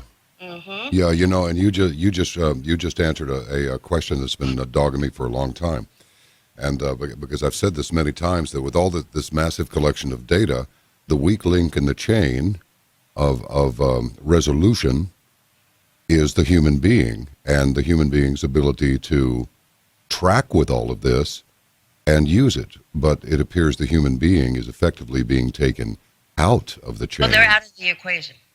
What's that? They're out of the equation. Yeah, completely. Mm-hmm. Because they simply they don't work. They have no place in the equation. Man. Mm-hmm. Okay, so that explains why they proceed with it. Because the layman, like myself, we stand outside and go, "You guys can't handle all this data." It's like, well, because the human being is the weak link in the chain. It's like, we've already figured that out. We've taken the human being out of the equation. Good grief. This is amazing. It really is. It's too bad that, well, maybe, I wonder if anybody has tried to apply this sort of thing to any sort of I don't know, a positive experience for humanity, or maybe Hell no, no. well, We don't hell use no. technology. No. Where's the fun there, Don't right? be silly. No, all this emerging technology always first goes to military and intelligence and government organizations. Mm-hmm. And the last thing they're going to do is apply it to good in humanity. Now, I don't want your listeners to think I'm some type of a technophobe. I'm not. If anything, I'm a geek, okay? And I love technology. I think technology in the right hands can do wonderful things for humanity. Unfortunately, it never ends up there. And I think we've seen that all the way from, the atomic bomb to nuclear reactors, and, the list goes on. But anyway, I digress. Me too. It's my fault. I'm a bad influence. No, you're not. All encryption available today is totally useless in the face of this technology, and the best guess estimated by cryptographers in the field working in quantum computing is that it will take at least 10 years to develop an encryption standard that will work in this realm. My question is, what happens during those 10 years? Yeah. Yeah, the only way that something like that could work is if your encryption continually changed at a three-digit exponential rate, continuously, to a corresponding device that could do that trick that was proprietary in nature, so it could do the trick that you just described with the combination lock, so that it had all of those things available. All those, wow. Oh, I don't even want to think about it. I can't think about it, really. I know. I mean, let's look at some of who the tech giants are that are heavily involved in this. Okay. Should we buy stock? I'm just kidding. I mean, don't support them. No.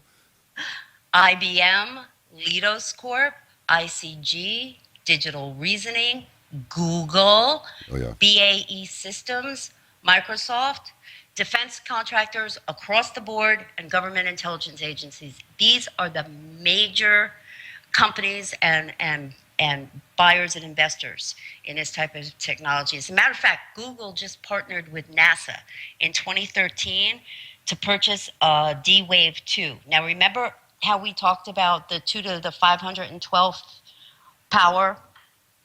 Yes. Processing power? Yeah. The D-Wave 2 processes at, I believe, 2 to the 1,152nd power. Gotcha. Okay? It's inconceivable, the amount of processing power these machines can perform. It makes my head hurt.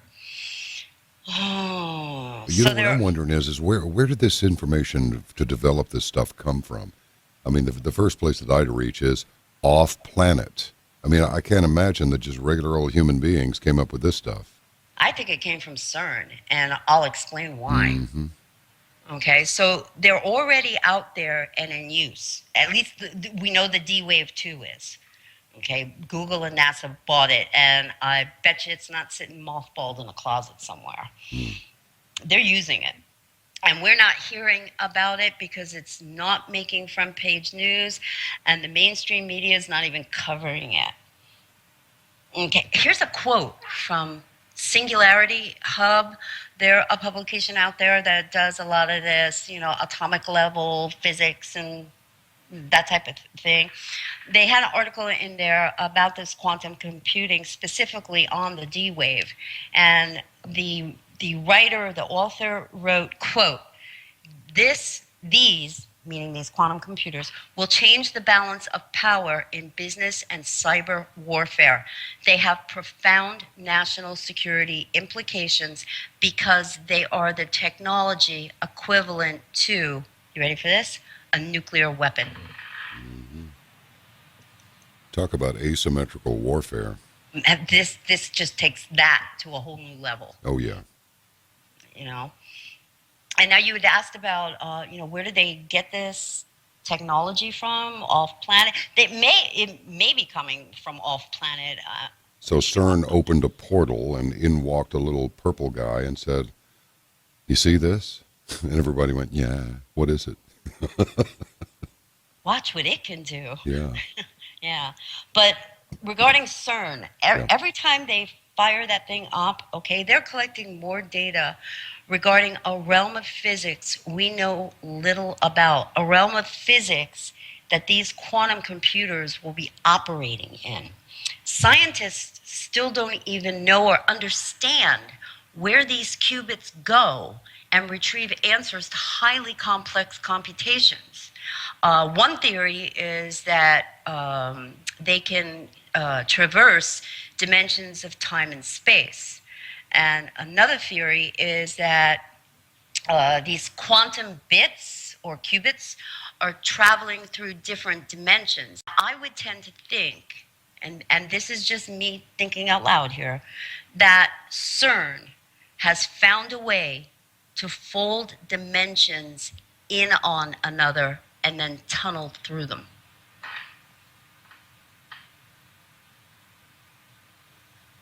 You're amazing. I'm just going to state that for the record. Okay, I've stated it.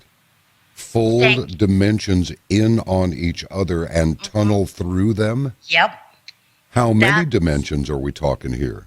Well, there is, last count, there's 26 that they have, quote unquote, identified. I don't know. Is that how all? they Only identify. 26? 26 dimensions.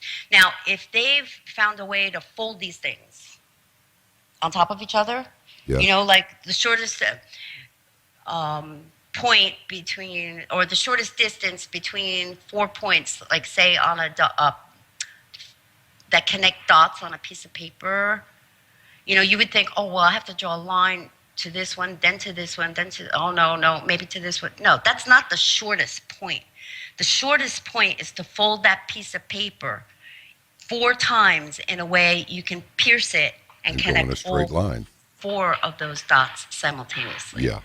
That's the shortest point. That's pretty cool. That's what I think CERN has either found out how to do or they're just on the verge. Okay, the CERN, among other things I could glean from that project there, is that they're working on one segment of it anyways. They're working on how to map or how to model consciousness. What is it? How does it operate? They're looking for technological answers to questions like, what is the soul? Where does it go when our bodies die? And ultimately, how to master the answers to these questions that humanity's been asking since the beginning of time.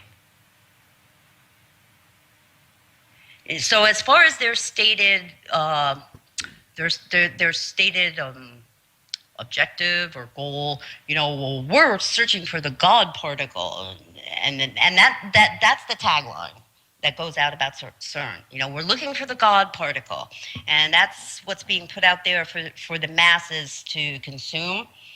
And I don't think they're doing that at all. I think what they're looking for are the keys to unlock an advanced level of technology so they can become God or gods over humanity. I think you are entirely correct. I really do. And that threat, here we go again, wasn't that threat already written in Scripture that that's precisely what the Dark One promised could happen to those who follow that dark, otherwise known as evil, entity? You will be as God. No big deal.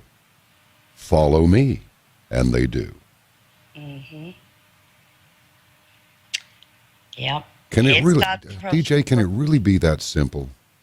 I think the answer is yes, it can. well, I mean, everything started falling into place pretty quickly. You know, as I was reading these papers and flashbacks of things that had happened 4 or 5 years ago, that the government had said, the military had said, things they wanted to do, things they were trying to accomplish, you know, it all just like started clicking and it started falling into place. This is how they're going to do it. They're not going to, people aren't going to go along with the microchipping. You know, people aren't go blah, blah, blah, aren't going to go along with a lot of the proposals coming out of these psychopaths in government. So how do we control so many people? You take complete command and control of the environment they exist in.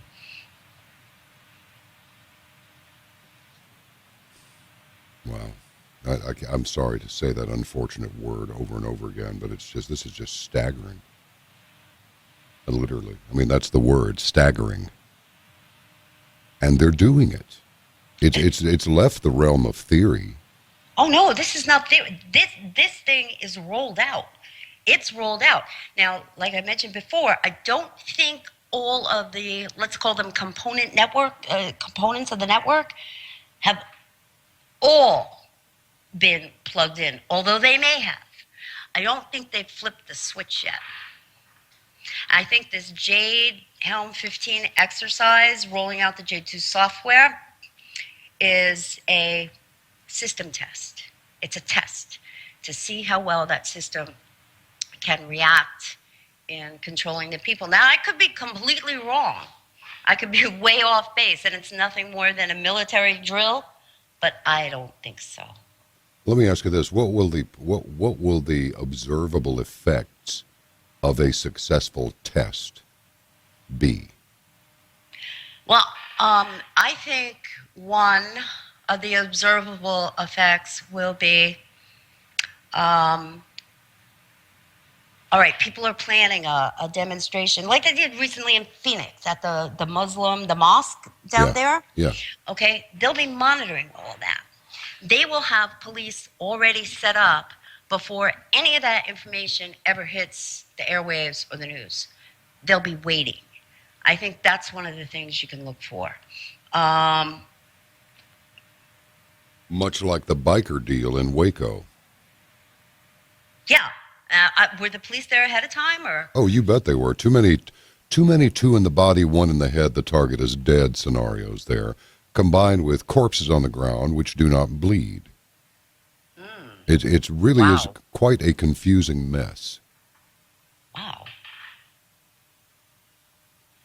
So those are some of the things you can look for. You can look for preemptive positioning for crowd control, that type of thing.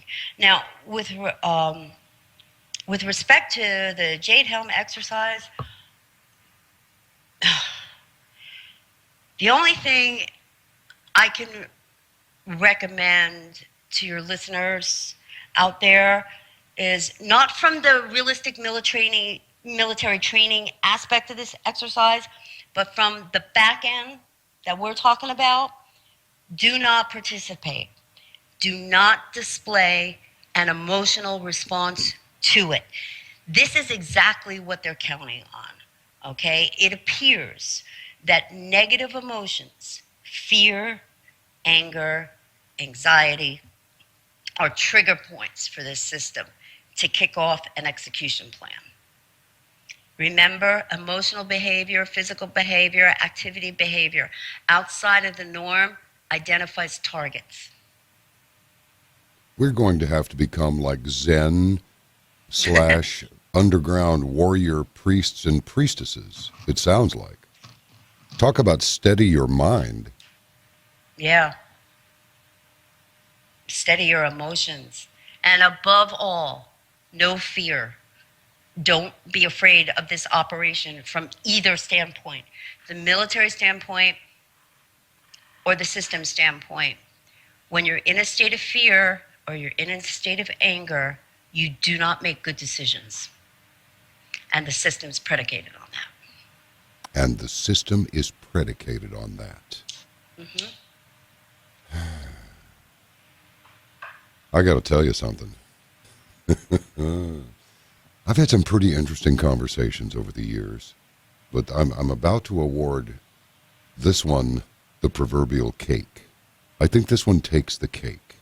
Even if everything you said was wrong, and I don't think it is, by the way, it's still just so complex, so diabolical, so screwed up in this beautifully engineered way that you really have to kind of step back and admire it. Just like, wow, that is extraordinarily monstrous. Oh, yes, it is. But I'll tell you, this makes too much sense. It makes entirely too much sense. And I have to tell you that this is one of those deals where I can't say, oh, I should have seen that coming. I didn't see it coming. The only thing that I felt I had a high confidence about was that, no, we haven't nailed it yet. There have been a lot of smart people come on the program. They are smart. They're very smart. and they've given us their opinions. But none of them grabbed me like this one. And that's nothing against them. I'm just saying, that's right, the women are smarter. You know that thing, that song, the old song, the women are smarter? No. Nobody's ever sung that to me. We may have to play that one. Yeah, listen, I'm just, all I can do is blither and try and be an interesting conversationalist at this point, because I got to tell you, you've just filled my head with so many possibilities that I'm just trying to keep them at bay without forgetting any of them, so I can delve into them in some quiet moments later. And that's not really the best way to conduct a conversation. So I think I'll take the polite path and just say, please just tell us anything else that you want to, because this is amazing. Well, with respect to GeoInt, Yeah. okay, with respect to Jade Helm, the key is don't participate, don't display an emotional response. The sensors and the data collection, social network, they're going to be picking up on that data, and they're counting on it, okay? And like I said, it appears that the system responses are triggered by negative emotions. Now, with respect to GeoInt, okay, this is a much bigger issue, okay? You would have to get off the technological grid to the best of your individual ability, and that is much easier said than done. What they've done was, we've been provided with all of this wonderful technology to make our lives more convenient and easier and more interconnected, and what they've turned around and done is they've turned that technology against us. So in order to stop this, which many people may be thinking, well, how do we avoid this? I think the answer is obvious. These huge data repositories, like the one in Bluffdale, Utah, the underground ones they have, the one in Maryland, okay, the threat fusion data collection centers, okay, these data storage facilities need to be unplugged, if you get my drift. Okay, Yeah, the data storage media needs to be erased or rendered unusable, because they've already collected so much data. It blows the mind. It really does. Data sweepers like the Gwen Towers and these dirt boxes and other data collection hardware needs to be disabled. We got to find some way to disable it, jam it. Because let me put it to you this way, all right? How can I say this? The car won't run if there's no gas in the tank. Right.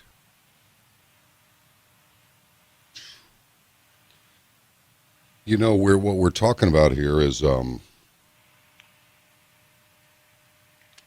R word. We're talking about a real, no kidding rebellion. This is really quite dangerous stuff. I have to tell you, it's exciting. It's very dangerous. I mean, drones. I think the word. Go ahead. Yeah, I think the word you used is diabolical, and that's a very good description. Well, the drones are plugged into the Jade 2 system. Yeah. They directly communicate to the, you know, those little operators you see in wherever it is, Nevada or someplace, or Colorado, yeah, where they're operating. Nah. These drones now can be plugged directly into Jade 2. Nice.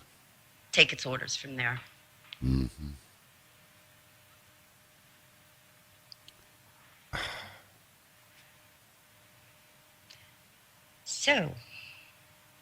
So Jade Helm, somebody was recently on the program who said it's not kicking off on July 15th. It's already running now. Do you agree?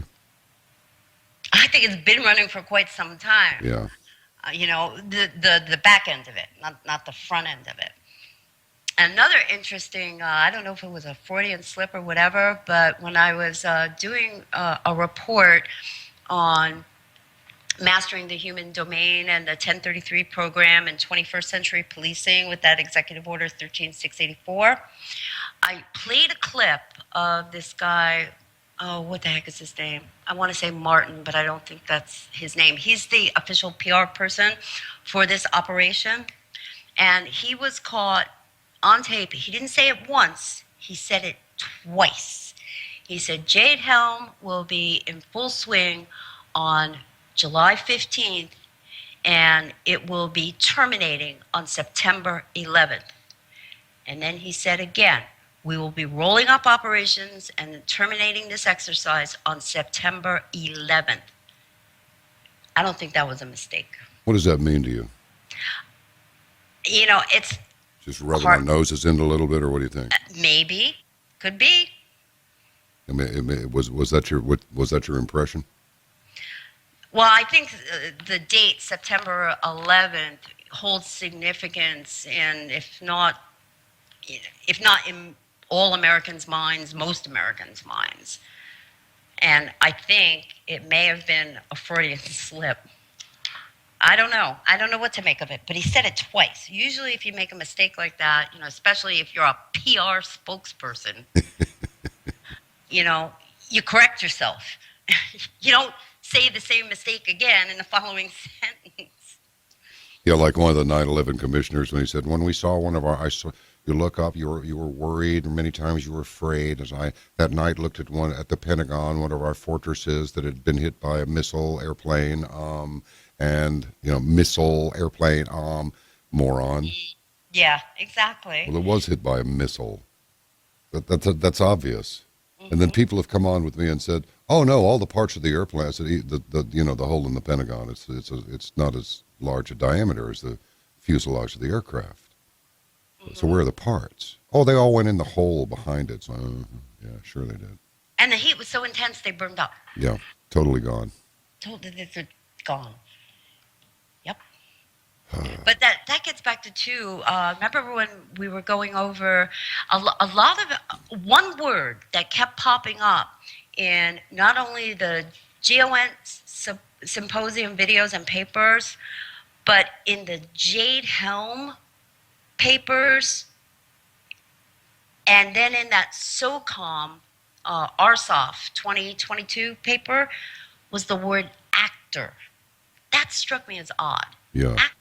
Actor. I mean, are you talking about? Are these provocateurs? Are these, geopolitical pawns? Are actor? What a strange word to use in military documents. Indeed. So I Actors, think, yeah. yeah. Go ahead. Go ahead. Oh, no, no. I was just going to say that I think a lot of these people out there, and even, especially people that have been on your show, that are coming out and they're talking about, all of this stuff with Sandy Hook and the Colorado shooting, and there's so many of them, I can't even think of them offhand. You know, those were actors, the Boston bombing. You They were bet. all actors. And people have been, to their credit, in a very logical way, pointing this out to the general public. Look at this guy. He's the same guy that was in that news clip and that news clip. This guy's daughter just got blown away in elementary school, and he can't stop laughing. And they're doing a good job, pointing this stuff out. But my question is that these documents were made, some of them, and some of the reports that come out prior to those incidents. So I just found it to be a very strange word to be popping up all throughout, military reports and reports having to do with this neural net. I don't Yeah, know. I can't make the connection right now. I I understand. just, but it's just odd. So I take it you regarded the Sandy Hook incident with a jaundiced eye. Oh, yeah. I'm looking at a couple of guys here. These photographs were sent to me by Wolfgang Halbig earlier today, and our crew was up at Hartford last week, just getting all sorts of stuff on the old video recorders. And I'm looking at a couple of guys here that, yeah, they're in uniform, and one of them appears to be the Region 5 coordinator. Of course, it's not a very clear photograph, but it looks like the man, all right. And this other one looks a whole lot like that other guy there in a uniform. He's distributing cases of he's getting some cases of water bottles situated on a table. It's very interesting. Very interesting indeed. When one of the when Halbig's lawyer said to I believe, wasn't it the superintendent of the school system there? I believe it was. I could be misspeaking, but I don't think I am. Well, who put the sign there that says everyone must check in? Oh, well, the Department of Homeland Security. Oh, right. 3 days before the so-called shooting. Everyone must check in, huh? Everyone must check in. You bet. Department of Homeland Security, this woman said, is the one who put the sign there. Department of Homeland Security. The moment that I heard G.W. Bush say those words, we're going to establish a Department of Homeland Security, I'll tell you, my chest just swelled with pride at the word homeland. I thought, what kind of Mickey Mouse poo is this? Mm-hmm. Sorry, I'll try and keep it clean since I'm visiting with a lady here. But the thing about it is it doesn't depress me. It doesn't do any of that. It does trigger one of those things that we should guard against. I take it those sensors can pick up anger pretty easily. This stuff makes me angry. You know why? Because it insults my intelligence. I mean, even if I had a tenth of the intelligence that apparently several people have measured, it would still insult what little. If I had an IQ of 10, it would insult my intelligence. They just think that this is okay to do this. Well, we have our agenda. Well, screw your agenda, and you too. But, that and $1 will get you right on the subway. What I want to do is figure out a way to do what you said. I don't understand.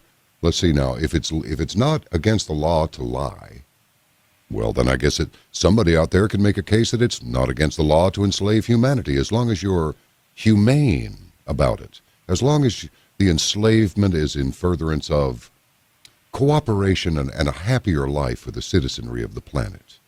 And things will run much more smoothly with one centralized government and one currency. And in fact, we may not use currency at all. Maybe we'll use Magooan-esque work units. Yes, That will suggest that everyone has a work to do, and because they get credits, they're getting credit for their work, and that's kind of a recognition. This should make them feel some sense of pride that they're part of a grand system to keep this planet under control. I mean, good grief. And they don't even look at us as human. And that's okay because I don't look at them as human either. I mean, humans have empathy. They love. I mean, they have compassion. They feel remorse. These people that seem to be running the planet have none of those qualities. Yeah, it makes me think of what Frank Zappa said when he was at a hearing in Washington, D.C., when he was threatened with being held in contempt. And he said, "That's okay, Senator. I already hold you in contempt." Feelings mutual. Yeah. And that just reminds me, every time I hear one of these idiots, especially Obama, get up and announce another one of these executive orders, this is it, I almost expect I should be hearing a large billowing voice in the background saying, "I am the Lord thy government, and there shall be no other gods before me." Mm-hmm. I mean, it's kind of like that, God. I mean, you people you don't abide by the same laws you expect us to abide by. You're not prosecuted for crimes against humanity, but, the guy down the street robs a loaf of bread and they SWAT team his house. What is this? How did we get here? I don't know. I think it's through, I think it's that old from slavery to great spirituality to courage to freedom to abundance, to complacency, to apathy, and back to slavery. I think we're in the apathy stage, and I think we're on the verge of going back into slavery. I really do. Yeah. I really do. It's all cyclical. Cycles of government. Yeah, that's it. And we're just going to have to taste some real pain. But as I put these things that these wonderful people that I have conversations with, I can't even remember who it was, Mr. Ghost, who said that pain is a good thing. It's a warning. What's that? Was that Harry Dent? Yeah. Talk about a renegade economist. He's made some good predictions, but a lot of people don't agree with his prognostications. But so what? I mean, like Arthur Clarke said, what have I said this 10 times the last 2 weeks? For every expert, there's an equal and opposite expert. Good old Arthur C. Clarke, like him. But people who don't feel pain, they bump into things, they injure themselves, they kill themselves. They don't even know what they're doing. They're just crashing into stuff. They're not even aware of it. So pain is a wonderful warning mechanism. Mm-hmm. And unfortunately, it is unpleasant. And I just think we're about to taste some real pain. I really do. Yeah, I think you're right. Well, let me ask you this. I mean, I could listen to you all night, and I will. If you want to go on for another couple hours, that'd be great. Seriously, you might be going, "Oh man, your eyes may be rolling at that one." I have to go feed the horses. Oh, that sounds like a great idea. Now you talk about some therapy. And how about that American Pharaoh? The way he looked at the camera, like, "Hey, I did okay, didn't I?" Did you see his picture after he'd won the Triple Crown? You know what? I didn't, John. I unplugged from TV about 4 years ago. So all this stuff that's normally covered on the news and sporting channels and that. That's right. The women are smarter. Okay. No. No, they are. They are. I couldn't take it anymore. I can't take it anymore. I would find myself getting so angry. Mm-hmm. And I'm like, why are you doing this then? Why are you watching this? It's making you angry. Mommy, why is Daddy yelling at the television set like this? It's an inanimate object. I'm a baby, and I know this. Well, I'll tell you what. This program's already running, and so I suppose it's going to ramp up a little bit. Is it too much of a stretch to suggest that you and I and our blessed and beloved Caravanners get together again as the official rollout of Jade Helm 2 occurs, and let's just see if anything's changed? Because I'll tell you what, this has been an extraordinarily enriching and illuminating conversation with you. I really mean that. I don't feel like I contributed very much to it. If anything, I took away from it, just because I can't really hang with you on this level of research that you've done. But Gosh, it was just great, and it's Well, really John, I have to say thank you. And coming from you, that's an honor because one of the few people I really respect in the alternative media is you, your show, and you know your contribution to all the guests that you have on there. And there's a few others, you know, but I really, really enjoy the people that you have on your show, the way you handle things, you know, the way you don't get people all worked up. You know, there's a couple of pretty big alternative news people out there that, oh my God, I sit there and listen to them and I have a headache in 5 minutes. And to me, that's not good. What did you say? Pain is an indication yeah. of something you should not be doing. I'm just happy you said it. I'd be willing to, but I'm very happy you said it. That's right. The women are smart. I love it. I really do. Well, go feed your horses, lady. I think you're just wonderful, DJ, and I want to talk to you again. I really do. I'm going to keep your numbers, and so if you go, who is this? It's probably me. Oh, okay. Yeah. What would you Okay, like to well- What would you like to leave us with? I mean, you got to impart one good Parthian shot. Just fire that bow as you're riding away, out behind you. Well, I think oh God, there's so much. You don't fire The a one- bow. You release an arrow. Sorry. See, I'm doing it again. I think the main thing is in all this insanity is to stay calm, find a spiritual center, you know, and focus on that. Be kind to people, you know, smile at people, make eye contact when you go out during the day, and just smile at them. And, you know, chances are they'll smile back.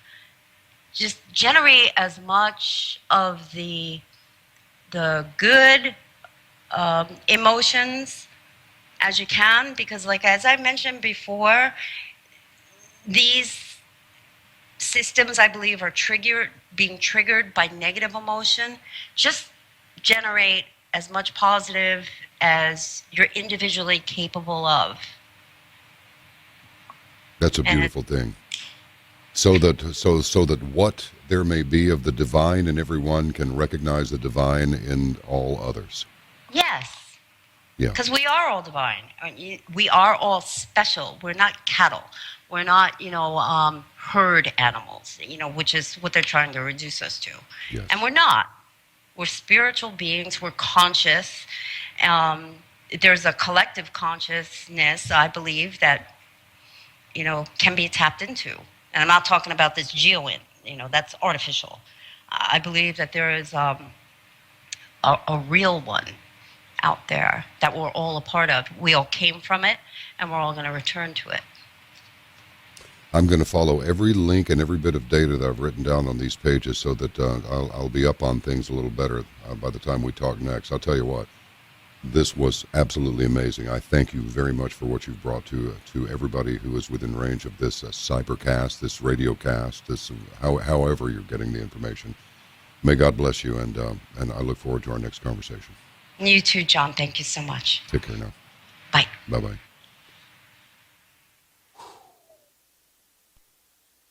Well, I don't know. All I know is that there's far more to be known than what we know now. So let's get about finding out what it is, shall we? And until we meet again, do what DJ said. Let the divine in you recognize the divine in others. Generate that positive energy. We can't make it by ourselves. We need each other. And if it turns into an us versus them scenario, well, we can at least be content in knowing that we did not make that choice. They did. But we are prepared to meet them on their own terms. Until we meet again, exercise caution in your daily affairs. Eyes up always. Make ready for what's to come. May God bless you. Be seeing you.